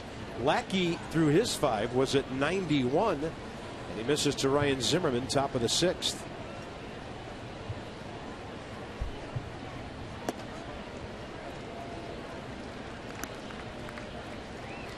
The Nats are a team with a lot of power. They score a lot of their runs on homers. But over the years, the St. Louis pitching staff has kept them from doing that here. And as I think back on these last 20 games where the Nats have lost 18 of them in this ballpark, and that's not including the split in the division series back in 12. Tony La Russa's team, Mike Matheny's team, they just keep the Nats from collecting many hits here. Yeah, and this is a very fair ballpark, maybe the most fair park in the game. You've got to get it. You can't get 80% of the ball in it go out of the park. I mean, it's 335 down the lines, 375 in the gap, 400 center field. Ryan Zimmerman's going to be 2 for 3. So he has 2/3 of the Nats offense in terms of the base hits. And Ray, how about the great swing the other way and then his defense? Oh, he's looking good. Nice hit as it goes down the right field line on a sinker away. Double RBI. And then sweet play at first base as he charges and comes up and throws a seed to second base to double off Lackey, who tried to bunt, and then the base hit up the middle. A couple of UVA teammates. Yes, sir. Visiting at first. Ryan yes, sir. With Mark Reynolds. Escobar tonight, ground ball to second, ground ball to short. He's the guy who came in with numbers against Lackey. 10 for 27 career. That's 370 with 4 RBIs and 3 walks. 5 straight fastballs this inning thus far for Lackey. Escobar right center, and Ryan Zimmerman's going to go to third easily. Piscotty up with it, and the Nats have a corner situation with nobody out, and they managed to put hits together for the first time. That's what it's all about against this pitching staff. Now let's put in a couple more, 3 or 4 or 5. Sweet stroke, fastball, out of way, moving the middle of the plate, stays inside the baseball, and really flat swing, staying on plane for a long time through the strike zone. And that's just, his bat stays flat all the way across the plate, extends out in front of the plate, still flat. And there's a ground ball for a double play that will bring in a run, and it's a 3-2 game.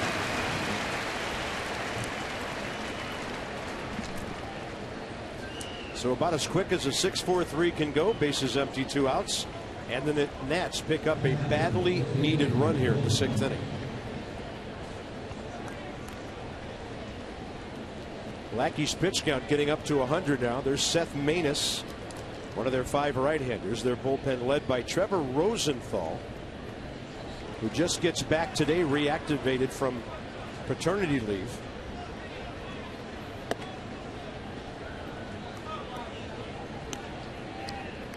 Let's see where this pitch, it's fastball down the middle. Well, I'm just checking on my ISO here. Good pitch to hit. It was a good pitch to hit. I was wanting to see where that pitch was. We'll show it to the folks. Yeah, check it out. It's right down the middle. I mean, it's not a pitch that is away. It's not a pitch sinking. It's a pitch down the middle. A good pitch to hit. So when a guy hits a ground ball to the shortstop on that pitch, it's just a matter of him not squaring the ball up. A lot of times you see a guy get that situation a little bit anxious and swing with a ball that's down off the plate. That was Derek Lilliquist next to Mike Matheny, the St. Louis pitching coach. Jose Lobaton, a count of 2-0.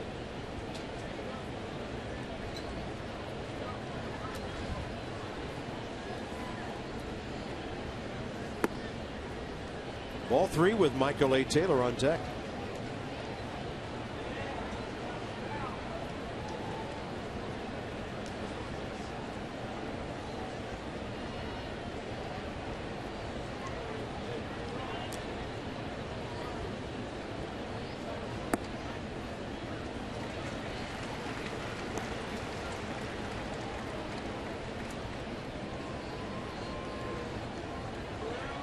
13 fastballs in a row. And he walks Lobaton with 2 outs. That's the 4th walk by John Lackey tonight, who came into this game with 40 in 173 innings. Number 8 hitter Michael A. Taylor. And if he gets aboard, Matt Williams would have a choice of what to do here. His bullpen is busy. Yeah, if he gets on, I believe you got a pinch hit. Clint Robinson just came out of the dugout. So there's the Nats box. Ryan Zimmerman, a big night. Escobar, his 133rd hit of the season in this inning. Taylor, look at how casually Johnny Peralta makes that play look. So the Nats pick up a run on 2 hits and a walk.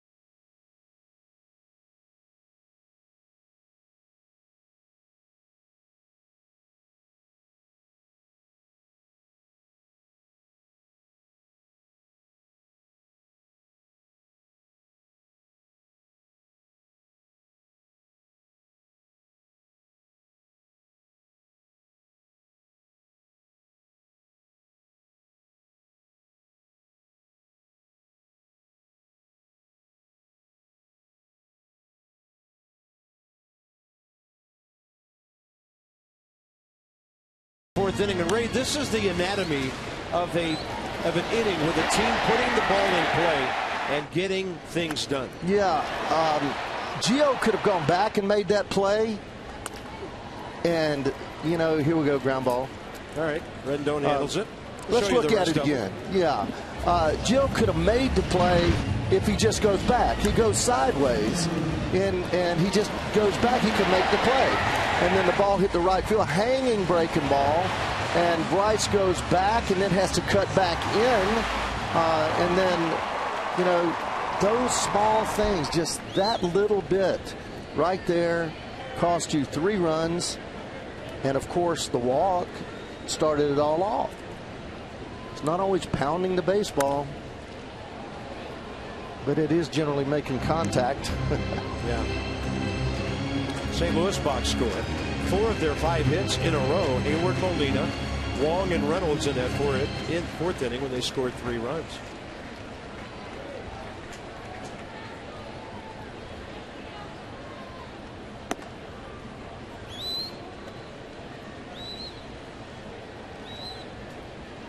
Yeah, Gio in really good command of the game. You just mentioned the 5 hits, 4 of them in a row. Other than that, nice backdoor breaking ball there. Has pitched ahead in the count for the most part. His pitch efficiency has been really good. We didn't show the ball to Reynolds. It was a changeup that he got jammed on that he hits a little blooper over shortstop. And Molina out to left center. Jason Worth is tracking it. Has it for the 2nd out. Next up will be Colton Wong, who's 1 for 2, and then he drove in the go-ahead run in that inning with a hard ground ball up the middle.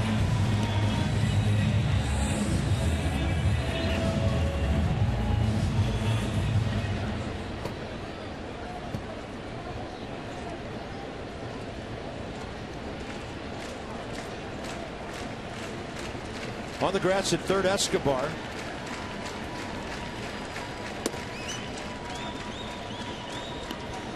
Gio will probably be pinch hit for in the top of the 7th inning. We'll see how Matt plays it. Pitch count 82 coming into this inning. So trying to finish strong and give his teammates a chance to come back from just a 1-run deficit. Yeah, I believe in this type of game, this late in the season, Bob, you just can't afford to give outs up. You hate to take Gio out of there, but you also can't afford to give up outs. I mean, we're down a run. If we don't score one, we're history this game. So you've done what you've done pitching, and then you got to go to try to put some offense up there. Plus, you look up at the scoreboard, and the team you're chasing has already won. to get. You've got to make something happen. Right. I mean, that's the way I see it.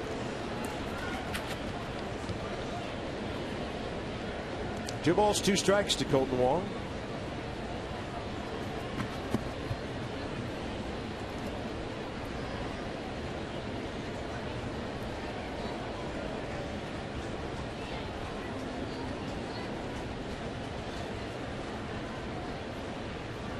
Big curveball. Filthy. So Gio, trying to finish strong, retires his last 8 batters to this point.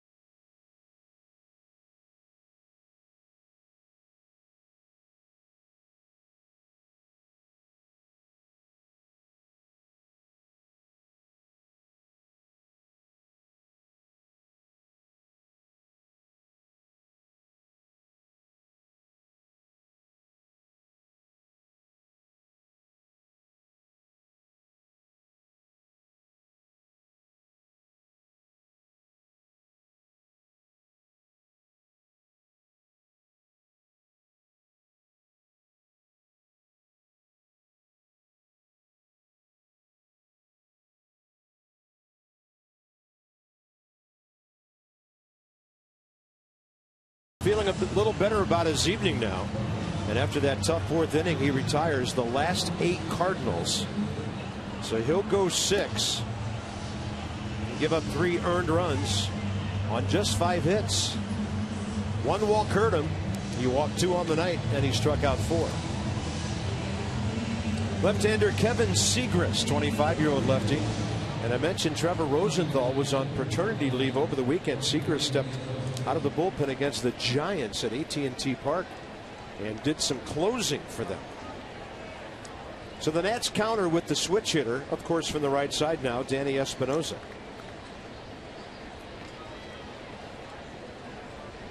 Danny against Segras' career 0 for 1.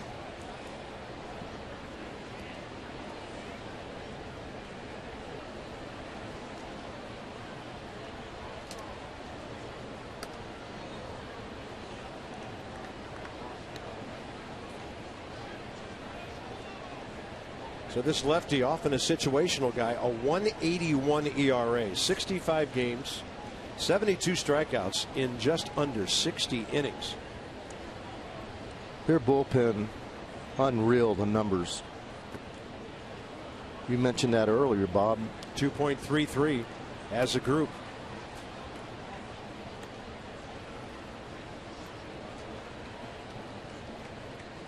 This is where Danny's got to get on base right here. Critical pitch. Don't chase. I'm almost taking a pitch right here just to get to 3-0. Yeah, didn't have to make much of a decision there, no, except to didn't. get his legs out of the way. And if I'm hitting, I take 2 pitches. I take 3-0. I take 3-1 to get it to 3-2, unless I'm confident enough and seeing the guy well enough that on 3-1 I know I can keyhole him. Ball and might Danny be up. tried to duck under the strike zone there. I think he got me. I think he got me. Let's see where this pitch is. Right at the top of the zone. Well, with the duck, it was high. Yeah. 3-1.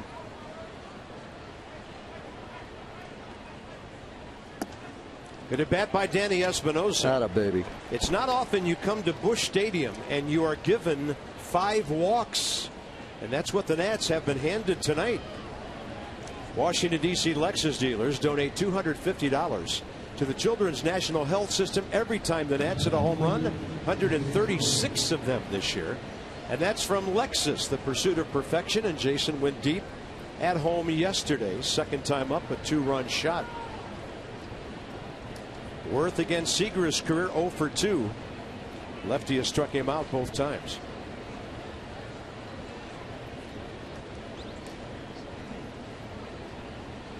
Jason, a little discussion with the home plate umpire, trying to get the second base umpire to move over a little bit.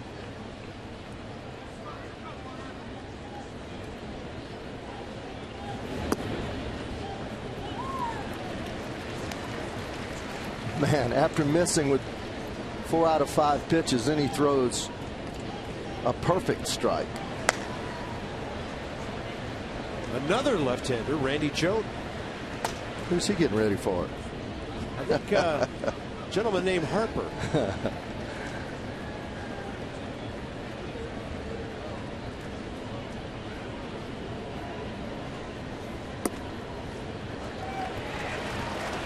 Those are just 2 perfect pitches there. Down and in. Perfect pitches. The ball that you're most apt to get a ground ball on. And he throws them right where he wants to. Jason, look at those pitches. I mean, right on top of each other. In a place that right-handers don't generally like to fool with the ball. We'll have to fight one off if he goes in there again. Gave him the quick move. Espinosa back. Seager's just a step back and a fling to first. Yeah, that step-off move, Danny's quickness allowed him to get back there because he had a little bitty pause. Quick arm action.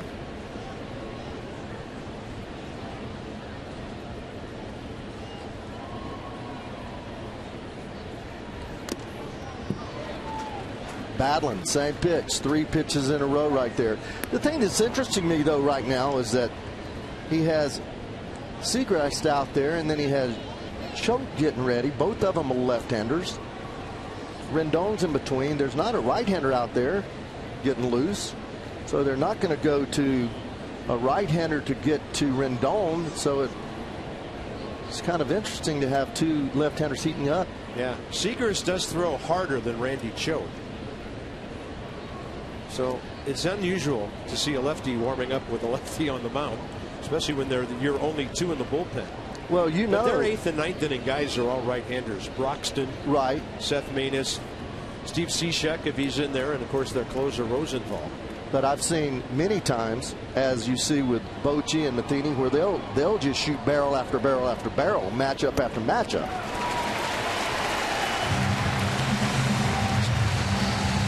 So Seager strikes out Jason Worth. And after going down, he elevates. Hasn't seen the ball there yet. Difficult for the eyes to make that adjustment. The ball close to you. If you're going to do anything with it, the bat barrel has to be way out front, almost down to right at the third baseman. The bat barrel out that much far in front of the plate in order to make contact.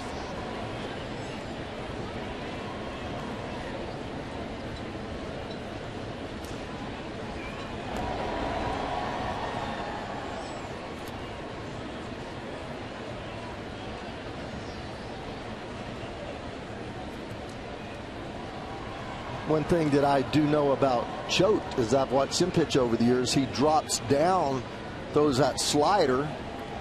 That is one pitch that Bryce, if he has trouble with a pitch, it's that sweeping slider. Anthony Rendon into right for Stephen Piscotty. Anthony Rendon 0 for 3 with a walk tonight, and Bryce Harper. And we'll see if a move is to be made by Mike Matheny. I just don't think so. I was looking at the numbers. Harper against Segrist, 1 for 2 career with a walk. And against Randy Choate. Yeah, he's asking if he's ready. Bryce is 1 for 5 career with 2 strikeouts. They're asking him if is he ready.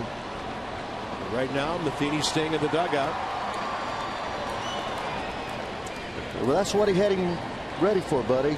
No doubt about it. And that's unusual to see that. You can go 40, 50 games and not see a left-hander getting loose in the bullpen when there's a left-hander on the mound.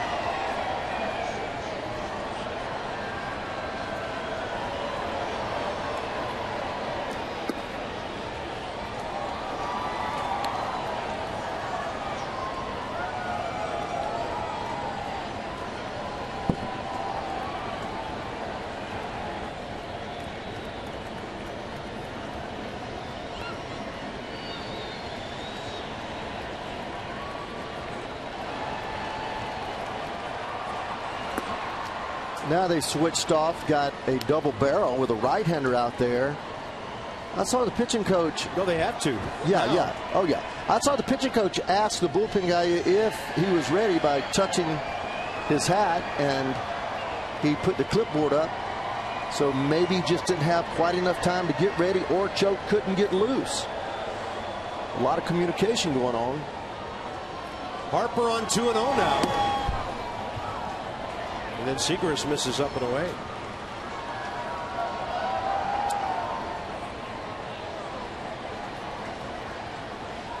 Ryan Zimmerman on deck. You hate to say it in the top of the 7th inning, but this might be the ball game right here. 3-0, 3-1. And Bryce Harper is on base for the 2nd time tonight with a walk. And the Nats have been given 6 walks tonight. Yeah, and now with their bullpen and as few opportunities they've given the opposition to score runs late, now you have the go-ahead run at the plate. And here's the other thing. With Mike Matheny not coming out of the dugout here, they were a reliever short in San Francisco for the weekend. It's odd. It's odd. Well, they had 3 grinders against the Giants. So Mike Matheny knows who's available and who's not. Right. Of course he knows his staff better than anybody. You got a guy warming up. So this is really interesting. Zimmerman against Segrist. But this is a situation as a manager that's a nightmare for you, because you do not want a left-hander facing Ryan Zimmerman in this situation. If you have a right-hander available and that can breathe, you bring him in this spot. Yeah. So you're right. And, you know, they have a lot of breathing room because of the fact that they came back on that road trip. Yeah. I mean, they were down early. They won those games in San Francisco, and that's what happens when you're leading the league by 4.5 games. You can make decisions, whereas you have a manager in a situation like this, you 2-3 games down. I tell you what, there's a conversation between the manager and the pitching coach. Yeah, here. something's going on in there. Pitching coach acts like he's ticked off, and that could be because somebody is not getting loose after having enough pitches to get loose. There's so many things that goes on. I'm telling you, I had a full head of hair. I did not have any gray hair. When you became a manager? When I became a manager, next thing I know, the next year in the shot, I was about half gray. My hair started falling out. Man. Well, now it's 2-0, and the Nats are a single away from tying this game. Zimmerman's been their big RBI man, time given. Finally, somebody goes out and says something to the pitcher. My feeling up here as a former manager, trying to feel the game, and you always do that. My heart has been in baseball since I was 5. So you're trying to figure what that manager's thinking, what's going on. Why hasn't anybody gone to visit the mound? Why, if there is a problem out there in the bullpen, go give them a little bit more time. If he's not loose enough, have the catcher go talk to him. Send your pitching coach out, although you can't send the pitching coach out and then the manager go out on the same hitter. But there's something they're not happy about over there, and this is really unusual to see this particular matchup at this point in the ballgame.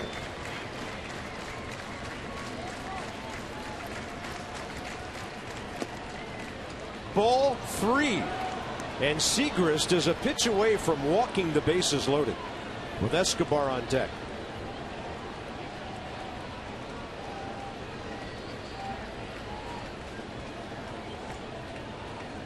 Now Matheny, he'll take his frustration out on the home plate umpire. Poor umpires.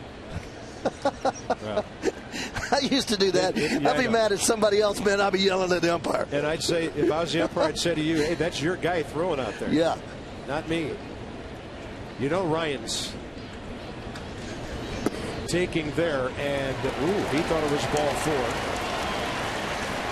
And a guy who's been all over the place gets the benefit of not. Yeah. This is not a good call. That ball's not even close. This ball is not even close. A guy that cannot throw a strike, and the umpire gives him that.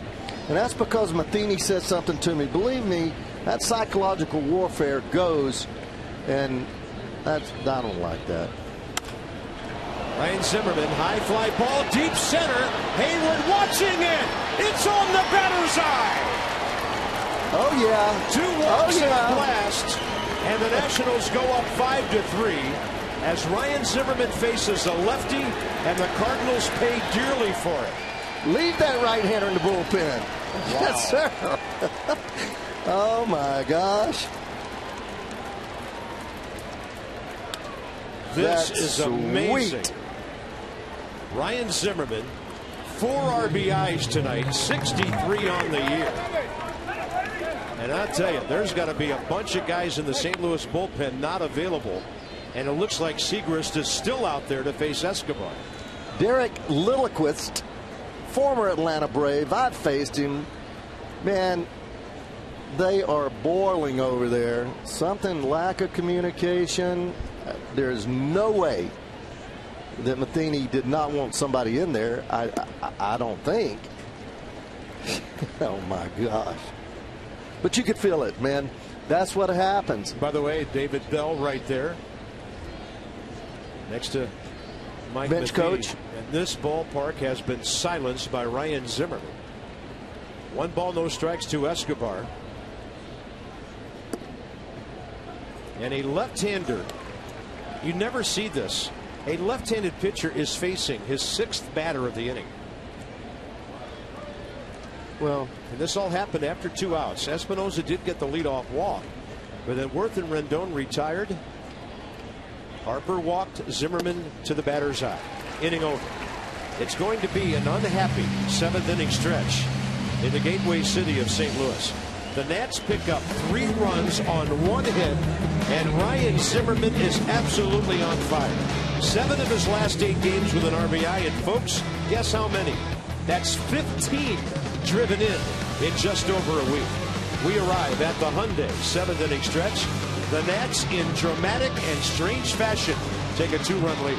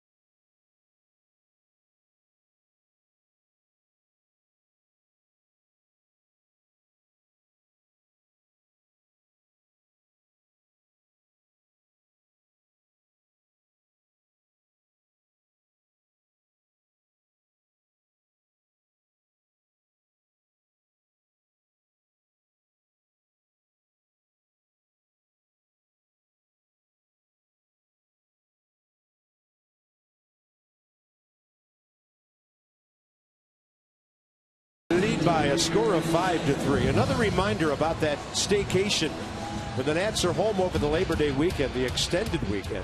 Enjoy no added fees on tickets for games September 3rd through the 9th against the Braves and the Mets. Visit nationals.com/stay for your tickets.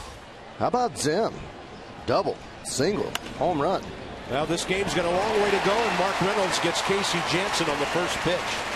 And Casey Janssen knows he's going to be first ball hacking too, though. Janssen solid lately coming out of the Nats bullpen, and here's the fastball breaking ball combo.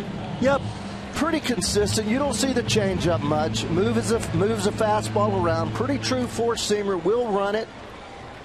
More of a slider than the curveball. He's been very good. 227 against right-handers, 273. That's a little high. Been more effective, really, against left-handers. By the way, with that hit, Mark Reynolds 4 for 13 career against Casey. Brandon Moss has seen him in the American League, 1 for 3 career. This is where everybody has to be at the top of their game, Bob. We talk about critical series, critical situations. You're a major league pitcher. You're in the pennant race. When you're called upon, you got to do your job. If you're going to win, you got to do your job. You can't think about the next guy, and it's for all 25 men on that roster right now. So right from Jansen to Storen to whomever, however we work it. 1 ball, 1 strike to Brandon Moss. Dangerous guy with power. Breaking ball. He's out ahead again. 1 ball, 2 strikes.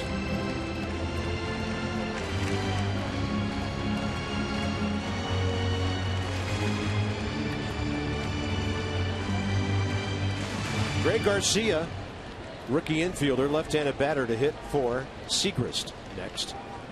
So that'll get the left-hander out of the game. Good spot to sink a ball down away from him. Get a little double play ground ball. Double play candidate right here. Just make sure you get it out away from him and down. And get it in there. See how he swings up at that ball? It's hard for him to hit a ground ball. Yeah. He's swinging up in a telephone booth. He reminds me of Jim Edmonds with that uppercut. He was a great high ball left-handed hitter, which is not. He was a special player. Yeah, I mean, most lefties just don't swing like that and get to those pitches.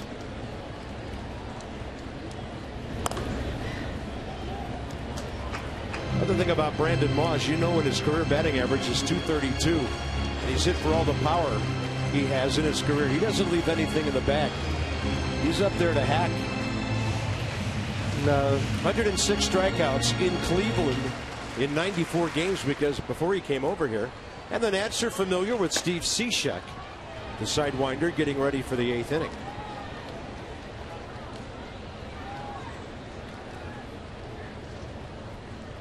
One-two.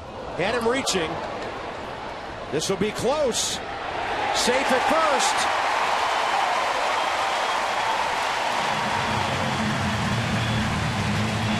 And that's the second slow roller to the right side tonight that has had either a runner or a flying bat get in the way. Casey Janssen has to get over here. Watch here. He is the bat, but it goes up, and then he starts trotting. Once that bat gets by, you got to start sprinting. The ball, you can see that, but then he just trots, and then he kicks it there. You got to get there on that play. My goodness. That's an out. Does not get there. There's a right-handed foot. Just beats it. Yeah, runner was safe. Good call by John Hirschbeck. You can certainly understand a guy respecting the bat going up in the air, but once it's by you, you better kick it in gear. 2 on, nobody out. Greg Garcia.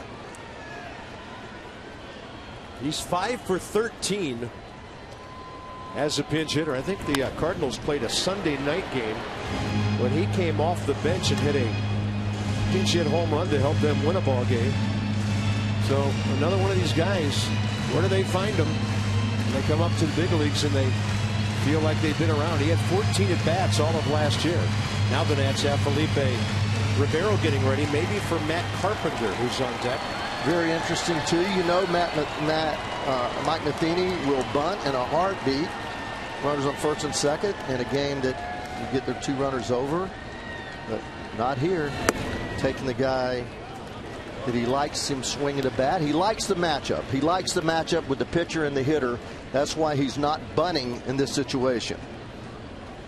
Casey Janssen.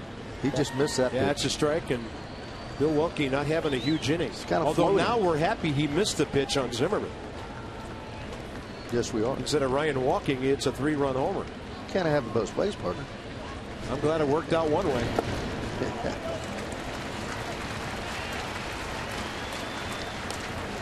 But just asking you've seen the Cardinals play more than anybody, right? Probably. Yeah. For a long time. They're a different kind of club, though, now than they were.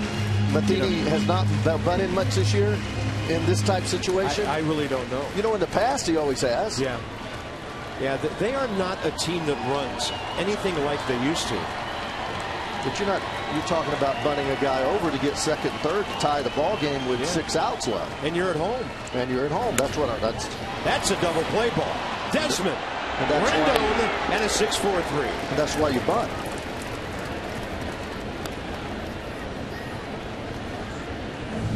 Kind of playing this game like he's got a 7.5 game lead. Yeah, it's interesting stuff going on here tonight.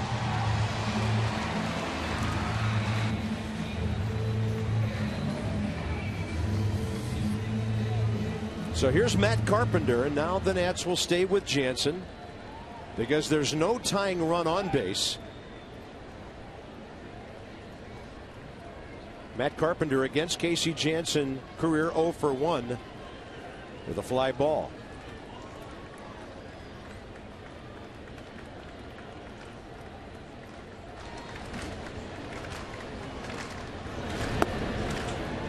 And the 73 curveball low. Kind of an odd game. St. Louis has only had hits in 3 out of 7 innings. But they put some together. And now it's up to Casey to get that 0. Here's a reliever looking for the shutdown inning. Right after the Nats got the big blow from Zimmerman.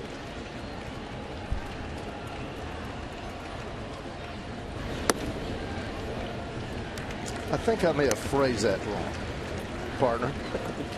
You know, you're from St. Louis. I'm thinking you watch the Cardinals play. Well, I'm watching the Nats every day. You're watching the Nats every day. What am I thinking? Well, when I was here, it was a different kind of team than they have now. Right. They had all the Jackrabbits and, you know, some home run guys like George Henrik and Will Clark came in here. I'll tell Jack you Clark. that when I see Mike Matheny manage, he generally bunts right there. Yeah. You know, and you got one of your best hitters on deck in Matt Carpenter. The guy that leads the team in RBIs. Yeah, 69. And of course, they've had injuries too. Matt Holliday, right quad, out for a long time.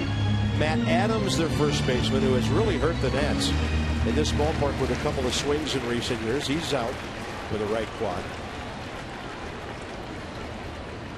3 balls, no strikes. Runner at third, 2 down. 4-pitch walk. It'll be righty-righty now. Jansen and Piscotty will see each other for the first time.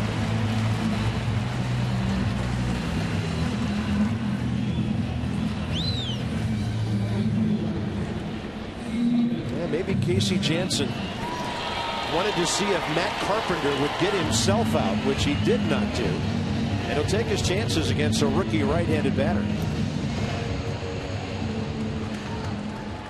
Piscotty tonight has hit the ball hard twice.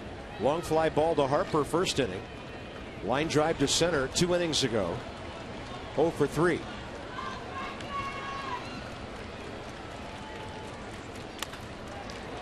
And it's a good thing he was way out in front. That was a hanging curveball.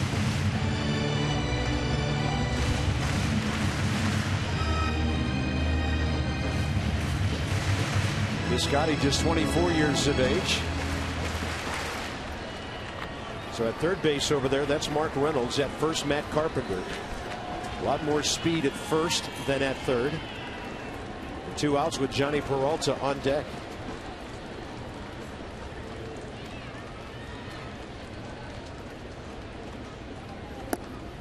perfect pitch, outside edge. Strike two.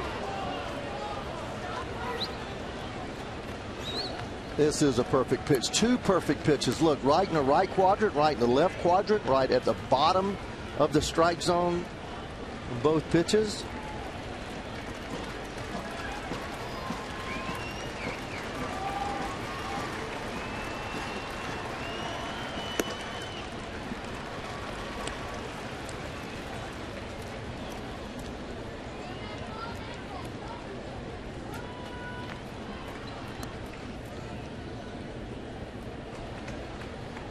Outfield playing deep, trying to make sure that they can prevent Carpenter from scoring, but he can fly.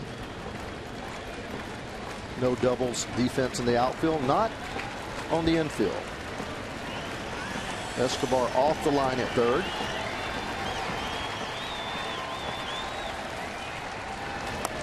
And a breaking ball that the rookie fights off.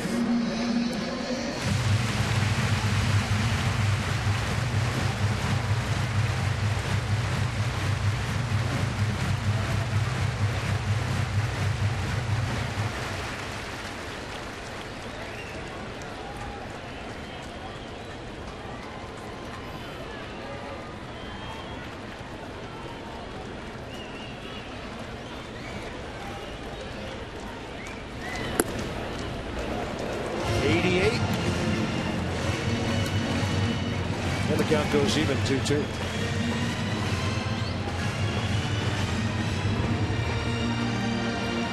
Carpenter just 6 attempts to steal this year, 3 successful. So unusual to look at a Cardinals roster, as you mentioned, partner. 2 guys with 20 stolen bases. Jason Hayward, 20 out of 22. Yeah. And then they've been last in the league in steals for the last season or two. Yeah. Then they've had guys like Matt Holliday and Carlos Beltran and Matt Adams here hitting home runs. Casey Janssen, one of his longest innings of the year here. It's in the top 3 in terms of number of pitches, as he's over 20. And you want it to happen on this pitch here. You don't want it to get to 3-2 where Carpenter gets a running start over there and can score on a long single. 2-2 pitch. And a line drive to left. Jason Worth playing deep, and it falls in front of him. And the rookie Piscotty, who's not going to win Rookie of the Year because he showed up too late. But if he'd been around for a couple more months, people be talking about him all over the place. That's his 24th RBI in 37 games. Man, that is a good piece of hitting. We talked about fastball hitter. He goes down and hits this ball off of his ankles. Curveball, 2-2, good spot. Just better piece of hitting. Well, this is crazy. 3 hits and a walk in the inning. And the double play has held St. Louis to only 1 run here. But now Casey Janssen has to deal with Johnny Peralta, who's 3 for 5 career against him. And Steve McCatty may be waiting for Milwaukee to show up for some reason.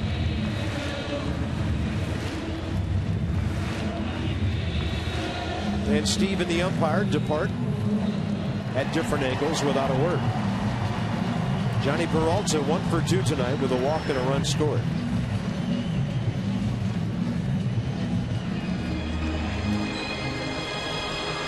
I tell you, this has been a grinder for the last couple of innings.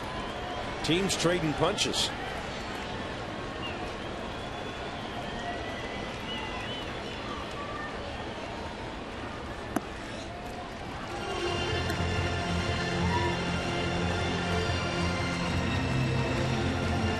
And we have our left-hander ready for Hayward in case he's needed. Jason Worth is not as deep on Johnny Peralta as he was on Stephen Piscotty.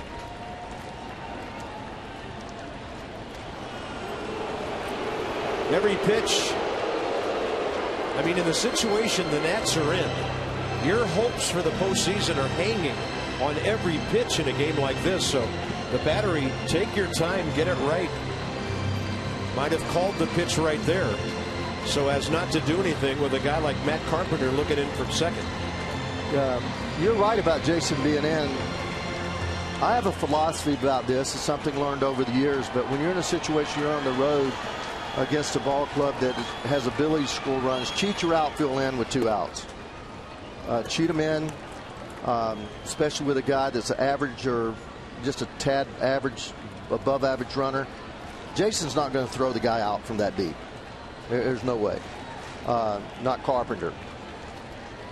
Turner, if he charges the ball hard, has a shot. Bryce has a shot. You mean Taylor, right? I mean, excuse me, Taylor. That ball hooking into the left field corner and foul. Thank you, partner. That thing had about 10 yards of hook on it. Looked like your driver. You don't have to go there, Ray. We were having a nice. But you started out to the right. You start out to the right. Okay. Yeah, running. Actually, not a fastball, another curveball. They seem to, although the curveball appears on screen to have a lot of bite to it, these hitters aren't being fooled by it. 1 ball, 2 strikes with 2 outs. Casey Janssen again a pitch away from getting out of this inning. And he's about to throw his 26th pitch. Well, he's missing on that make it happen pitch, that 1-2 pitch. You want to thread the needle on the outside part. Now here 2-2. It doesn't matter. You've got a runner at second base. So if you go to 3-2, you just got to make a pitch here. He does. That's in the gap. And this game is tied.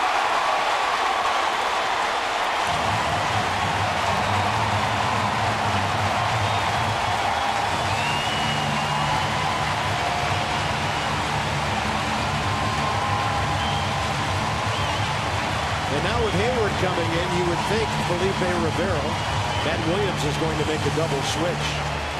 So Casey Janssen gives up 4 hits and a walk.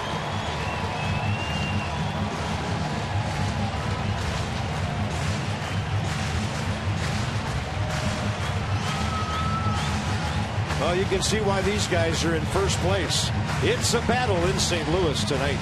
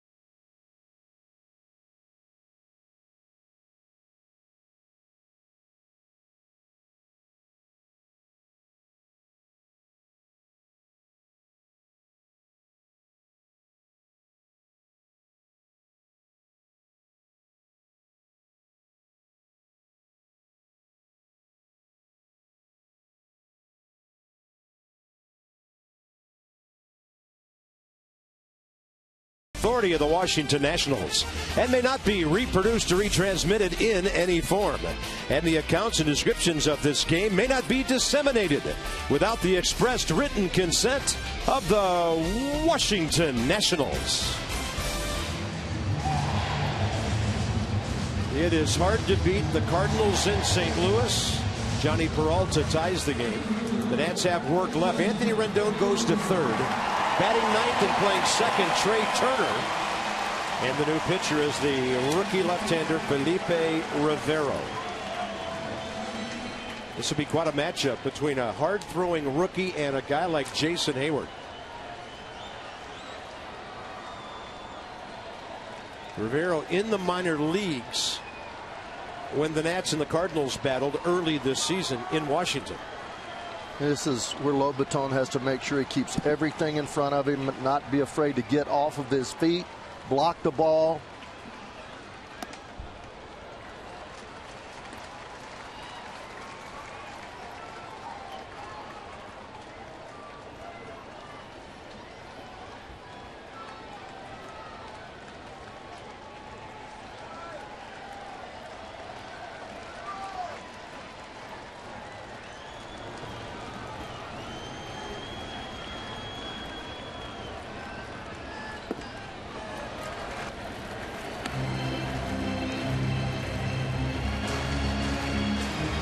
We've seen Jason play in 3 different spots. He was deep with Carpenter and actually with Piscotty, deep, shallower with Peralta, now real shallow with Hayward, trying to take away any base hit that's a short line drive that way.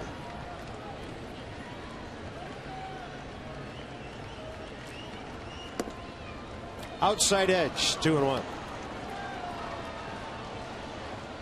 If this kid doesn't get hurt, stays healthy with that arm, I really think he's going to be special. But just because of the fact that you don't find many left-handers that throw 95, 98 with a breaking ball like that. He has a lot of poise, still very, very young in the game.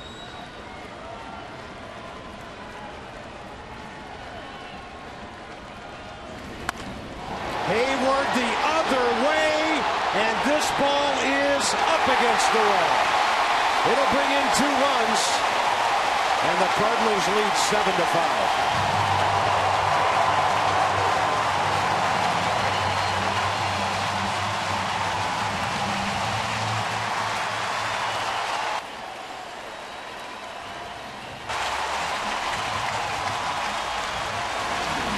Well, he gets a fastball down and away.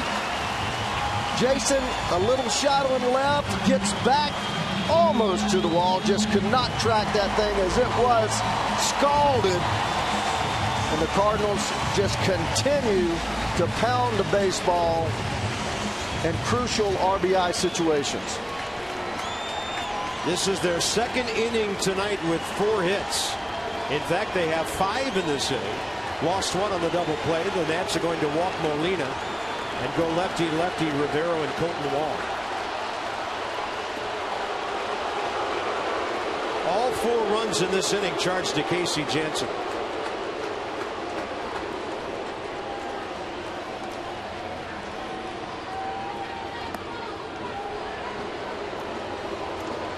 Every one of their hits tonight singles until Hayward hit one over Jason Worth's head. And seemingly every one of them produces a run. Mercy.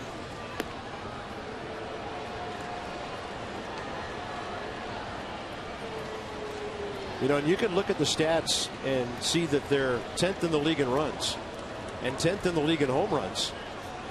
But it's when you score the runs that matters. And they have clutched the Nats to death here tonight. So the 9th man to bat in the inning will be Colton Wong.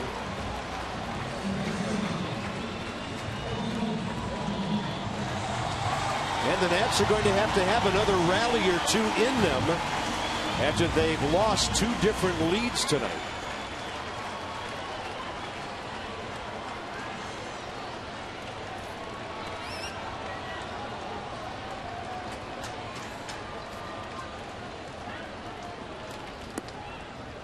Curveball for a strike to Colton Wong.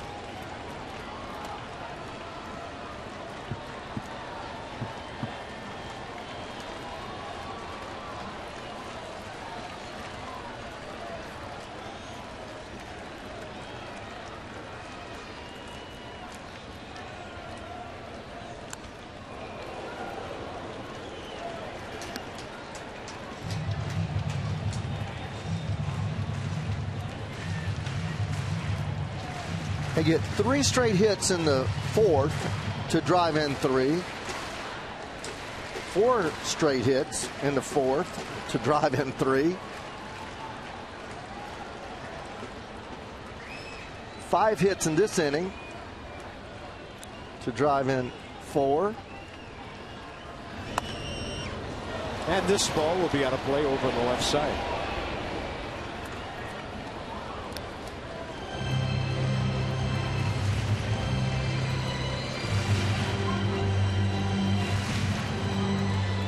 Well, the Nats have serious business to take care of here, or they'll fall 6.5 behind the Mets.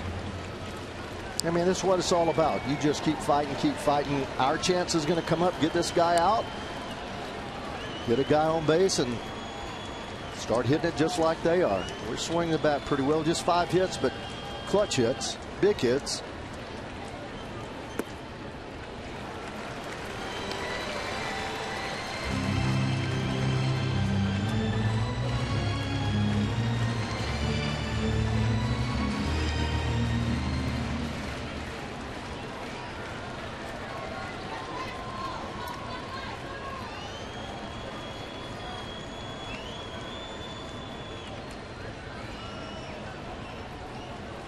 Breaking ball, right field, base hit, a play at the plate. Harper's throw late.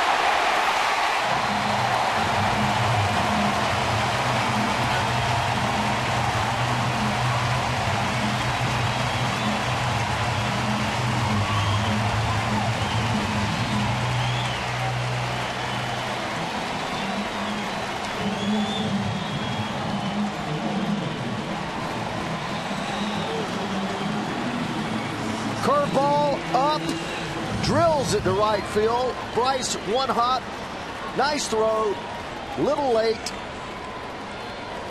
As Peralta got a great jump with 2 outs. Mark Reynolds started this with a hit on the first pitch of the inning against Casey Janssen, and third base was stolen there by Yadier Molina, but the ball was hit out of play.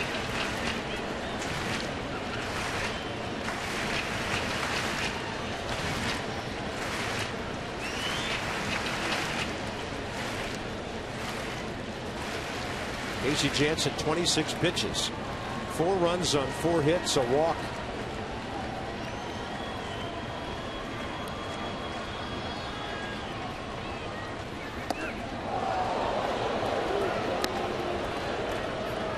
Crazy game, Bob. Crazy game.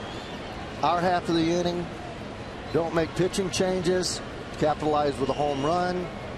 Runners on first and second. Doesn't bunt. Double play. Runner on third. 2 outs. Walk. Base hit. Base hit. Double intentional play. Base on ball. Base hit. My goodness. Fair ball. Third base way. Rendon to the back. St. Louis puts 5 runs on the board.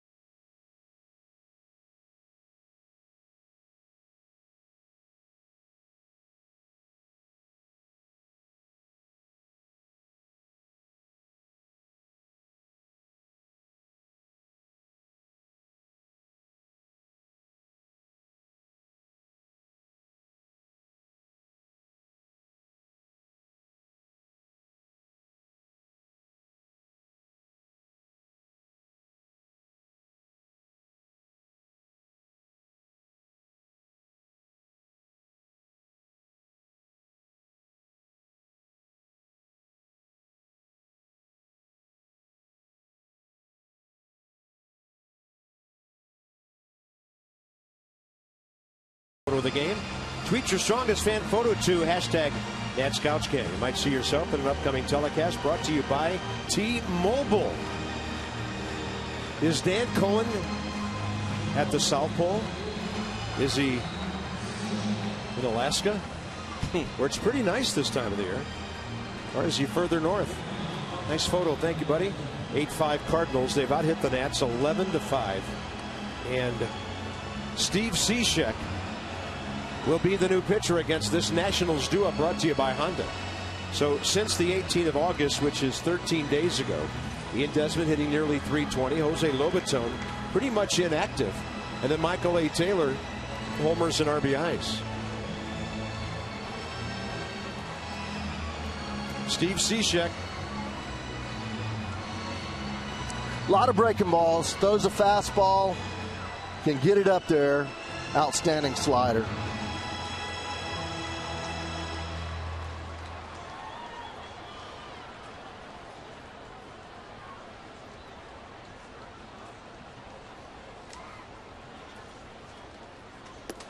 And he throws the fastball in there to Ian Desmond, who is 5 for 13 career against him.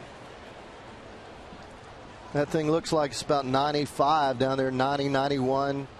Very difficult to pick up. Desmond, a rocket up the middle.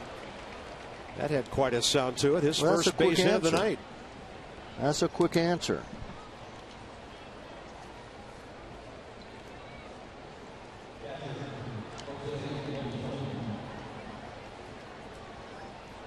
Jose Lobaton facing Cishek for the first time.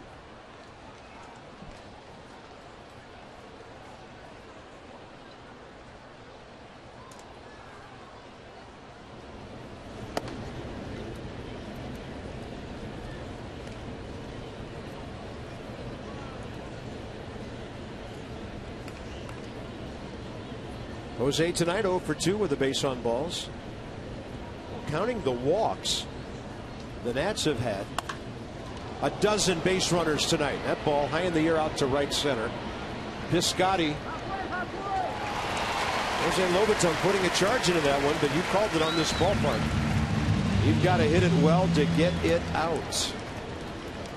Celebrate the end of an amazing summer at the Fitz with the Potomac Nationals. They'll get going tomorrow through the 7th. That's next Monday, Labor Day. Weekend fireworks, $1 tickets next Monday. And all your ticket and promotional info at PotomacNationals.com.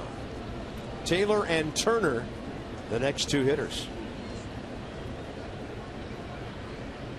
Michael A. Taylor 0 for 1 career against Cishek, and that breaking ball goes bending away outside. Yeah, he swung at the first pitch the first 3 times up there.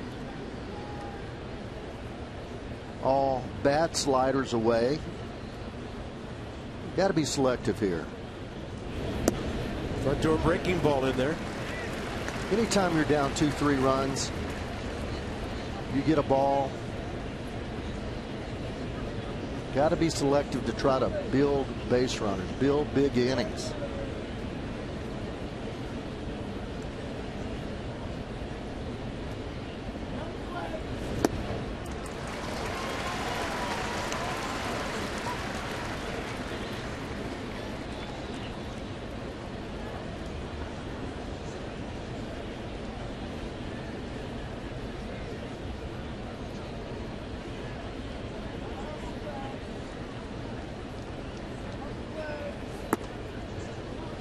.90, and it's 2-2.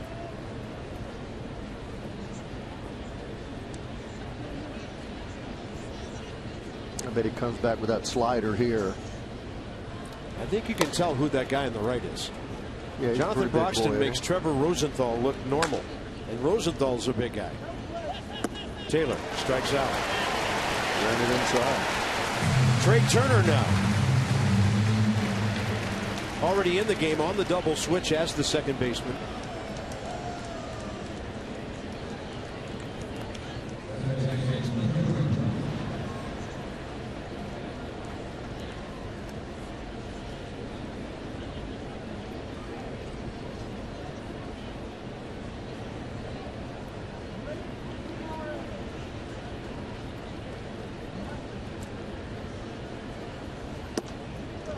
Inside edge.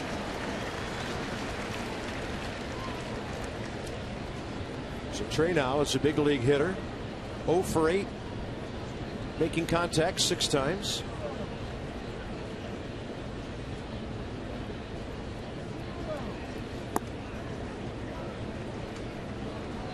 Well, these aren't the kind of guys you want to face. Now, I can just tell you. Guys dropping down, throwing sliders, and it's so difficult because you don't have any clue what the pitches actually do, the movement, the velocity. Throws that slider there. He takes 12 miles an hour off of it.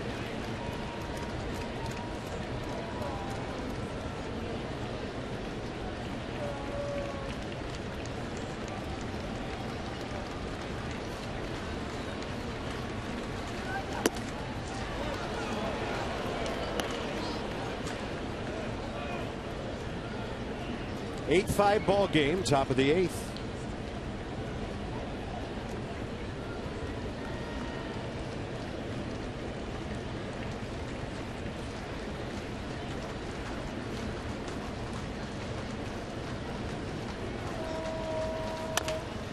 To Hopper to short, and now it's the bottom of the 8th. The Nags have stranded 7 base runners tonight. St. Louis by 3.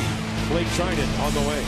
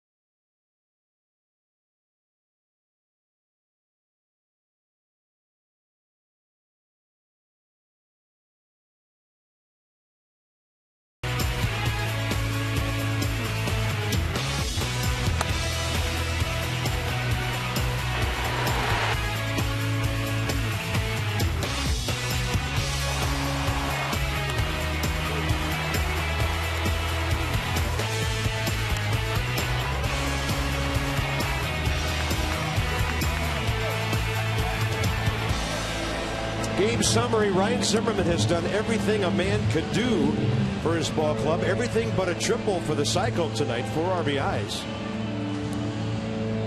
Bryce Harper has scored a couple of runs. He's been on base twice. And thanks to Ryan, has scored twice. And Jason Hayward, like he did with the Braves, has hurt the Nationals tonight. Here's Blake Trinan, who comes in to try to keep this a 3-run game. Bottom of the 8th.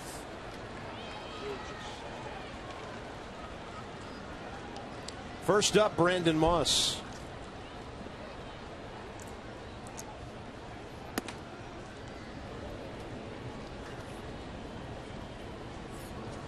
Number 8 hitter. Pretty good night. A walk and a base hit.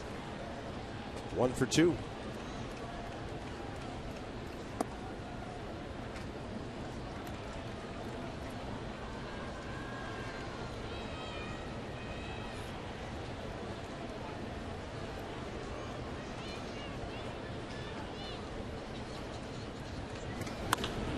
Now he's 2 for 3.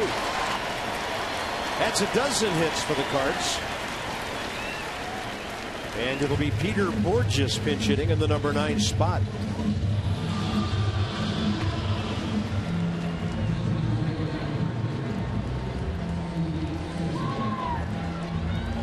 good breaking ball hitting club. I haven't seen the Cardinals in a while. They're hitting the breaking balls exceptionally well. Don't have any problem with the fastball either. But to hit these breaking balls that are down in the strike zone, especially that ball that Piscotty hit, that was critical at that point in the game.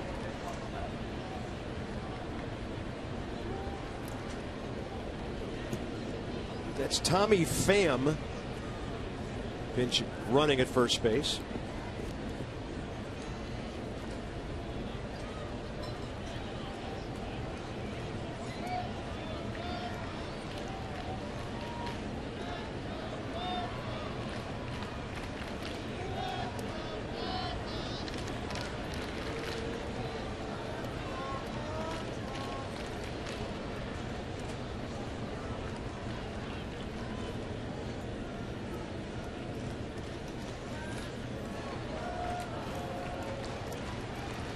We're just 2 for 21 as a pinch hitter with a home run.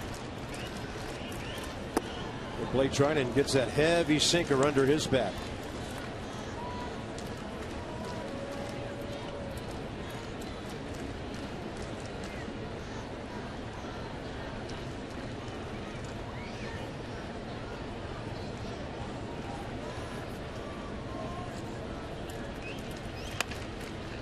Tepper, left side. Rendon, Turner clears himself.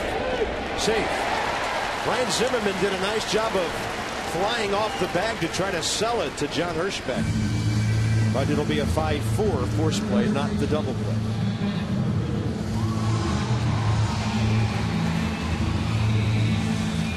Watch Trey as he settles in at second base, comes across the bag. Just a tad late. Too much speed by Borges. So might we call him Trey Turnit someday? There you go. Natural shortstop. He can play those positions. Evidently the Nats took a look at this one. Umpires looking over at the third base dugout. And they're looking at the play at first. And it looks like the Nats will go ahead and challenge.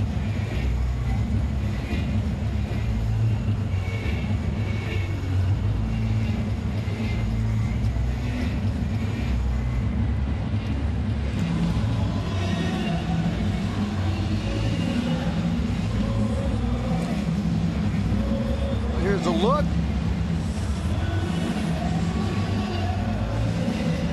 Looks like it's in his glove.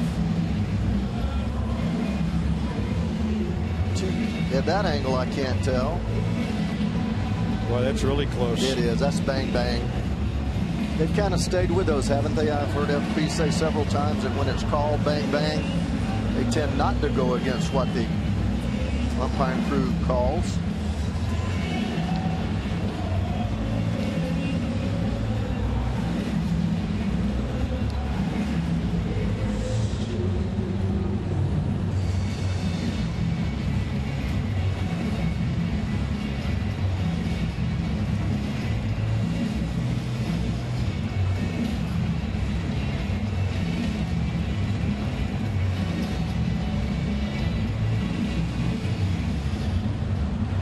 It's a double play. Oh, yeah. So we'll call it a 5-4-3.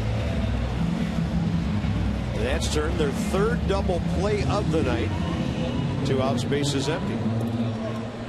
Toyota case for kids. Washington area Toyota dealers. $37 to the Children's Inn at NIH for every Nat strikeout by a pitcher wearing the curly W. Helping children and their families. That's what our Toyota dealers are all about. Here's Matt Carpenter.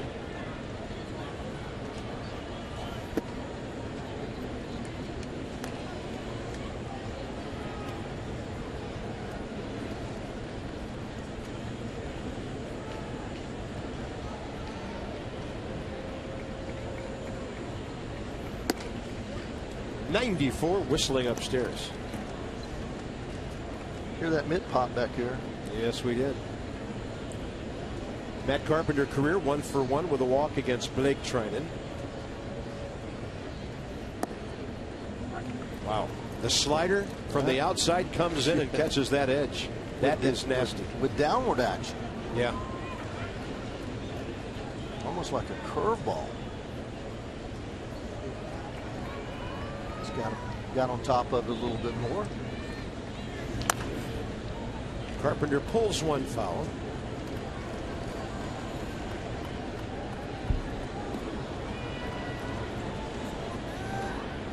Trevor Rosenthal. He just came back active today after the weekend on the paternity list. He's been one of the leading closers in the league all year. Base hit, Carpenter. He gets a 1 for 4 out of an 0 for 3 plus a walk and a run scored last time up. He's aboard with 2 outs, and we might see Mike Matheny turn him loose here. As Ray mentioned, they're not a real running ball club. Carpenter's not running a lot this year, only 3 out of 6, but he's a good base runner. No reason not to turn him loose. I know that he hasn't gotten a lot of attempts, so that pretty much leads you to think that they're not going to run him because they haven't run him much. But with 2 outs, 3-run lead, good hitter up there. Guy that throws the ball with tremendous movement, very difficult to get a real clean catch on his ball.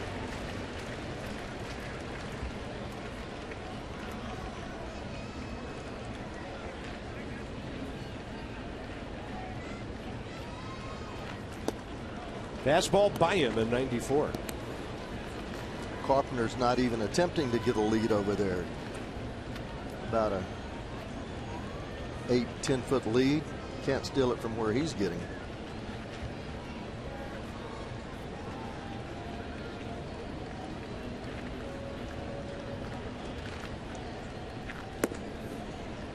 Good take on a really sharp breaking ball. Well, it wasn't a take. John Hirschbeck brings up strike 2.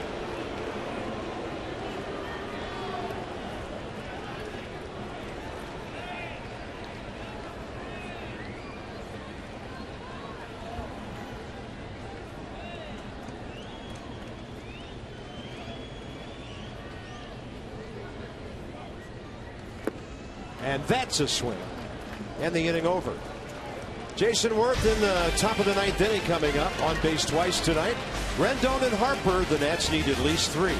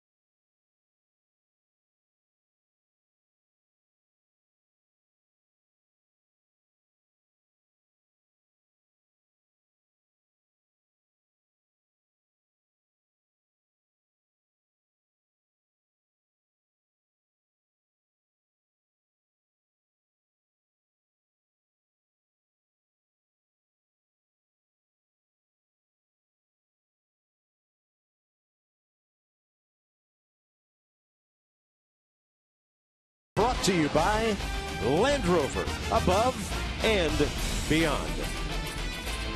Stan Musial Trophy here in St. Louis at Busch Stadium. I'm sorry, statue. That's more than a trophy. Yeah, it kind of has seemed like a full moon of sorts tonight. So we segue to Worth out of that. How about that? Get in on the baseball action with Masson. Text the word Nationals to 29292 for team alerts and chances to win exclusive prizes the rest of the season, including meets and greets with your favorite players. Nationals to 29292. Peter Borges in center field. Jason Hayward to right. Trevor Rosenthal from the bullpen to the mound. 41 saves on the year.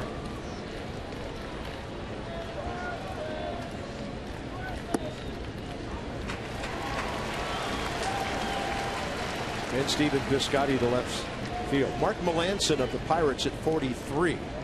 The league leader, 2 ahead of Rosenthal, who can really bring it. We've seen him hit triple digits, 97, 98 consistently. Look at those numbers. 152, 41 out of 43, 169 left-handers. And Worth gashes one to center. He is swinging it. He's swinging the bat about as well as he can swing it now. Jason Worth now career 2 for 7 against Trevor Rosenthal. This is 97 miles an hour. He has no problem inside throwing the head of the bat. Great bat speed. You don't, well, obviously you don't hit a 98 mile an hour fastball unless you have some ability to get some speed in your bat, but beautiful stroke.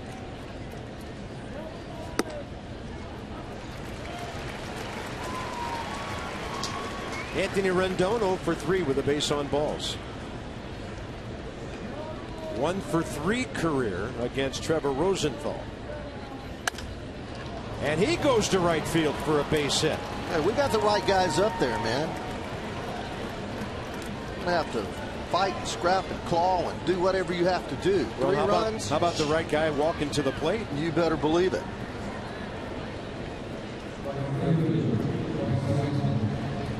Well, the Nats a chance to put a little shock into this town themselves right now. Bryce Harper 0 for 1, actually 0 for 2, reached on an error and a fly ball to center, and then 2 walks and 2 runs scored tonight. Harper against Rosenthal career 0 for 2 with 2 walks, 1 strikeout. Come back and get this game, Bob. All kinds of good things will break open and happen for you. Right through Yadier Molina and the runners. Oh my. Worth stopped.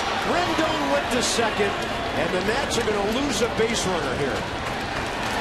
Jason Worth went halfway and came back, and Anthony Rendon kept on going.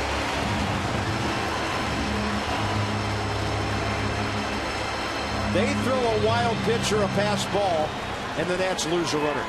Well, I'm going to tell you who's at fault.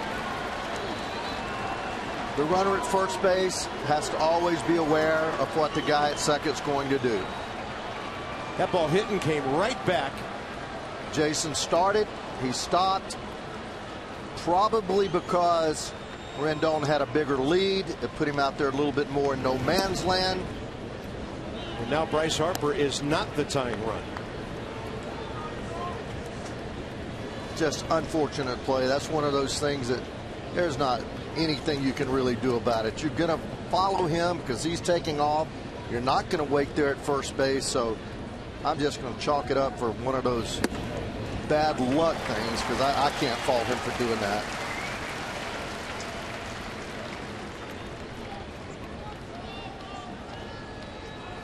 Not after Jason breaks and runs 4 or 5 steps.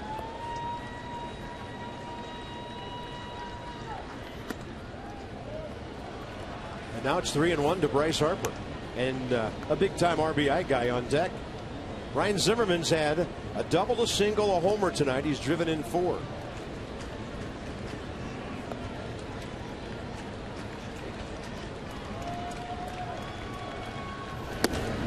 And they've walked him for the 3rd time. Trevor Rosenthal has not retired a batter. No. Just a little more thought on that play. Jason Worth, in my opinion, there's not a better base runner in the game. Nobody knows the game better. You can't make the first out at third base. He reacted to the ball going by the catcher, which is a natural thing to do. He takes his 3 or 4 steps headed toward third, sees the carom come back to Yadi, stops, which is instinctive, goes back to the bag. He's covered. Rendon, he sees Jason, can't read his mind, does what Jason does, but by the time he stops, he's in no man's land. So that man right there is some kind of smart base runner. Well, as the is Nets Rendon. get the tying run right back up to the plate. Hey, bust another one. Have a night. Ryan Zimmerman 0 for 1 career with a walk against Trevor Rosenthal. Have a week.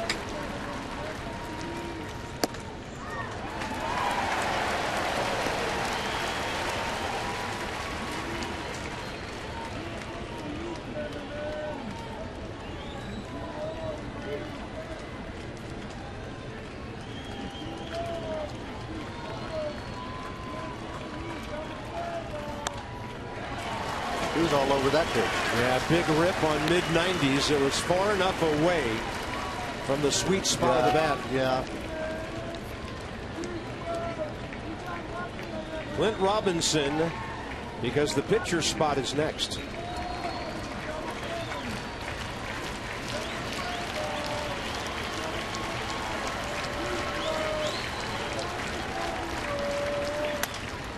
Ryan fights one off, popped up on the infield. Infield fly rule in effect. 2 outs. And it'll be up to the 30-year-old rookie.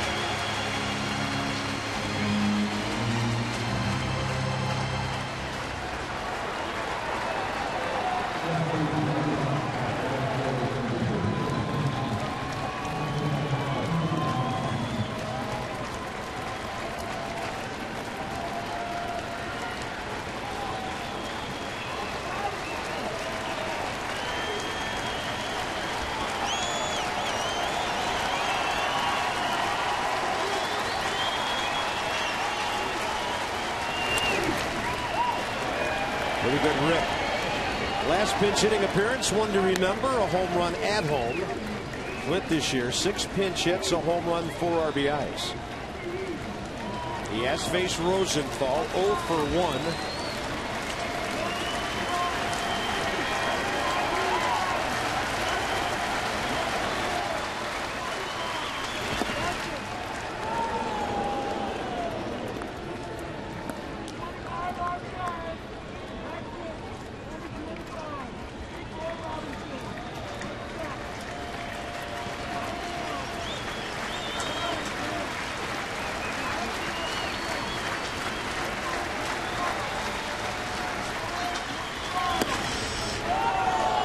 This guy puts together some at bats, doesn't he? He really does. Bob, he's impressed me as much as any hitter really in our lineup with his at bats. The way that he sees the ball, the way that he seldom swings at a ball that's not somewhere in the strike zone.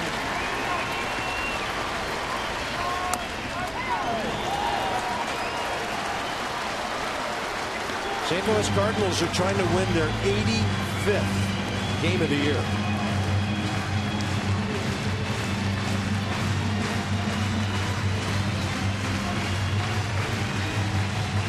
Trying to go 5 up on the Pirates. Well, 2 hits last 10 games. They've both gone a long, long way.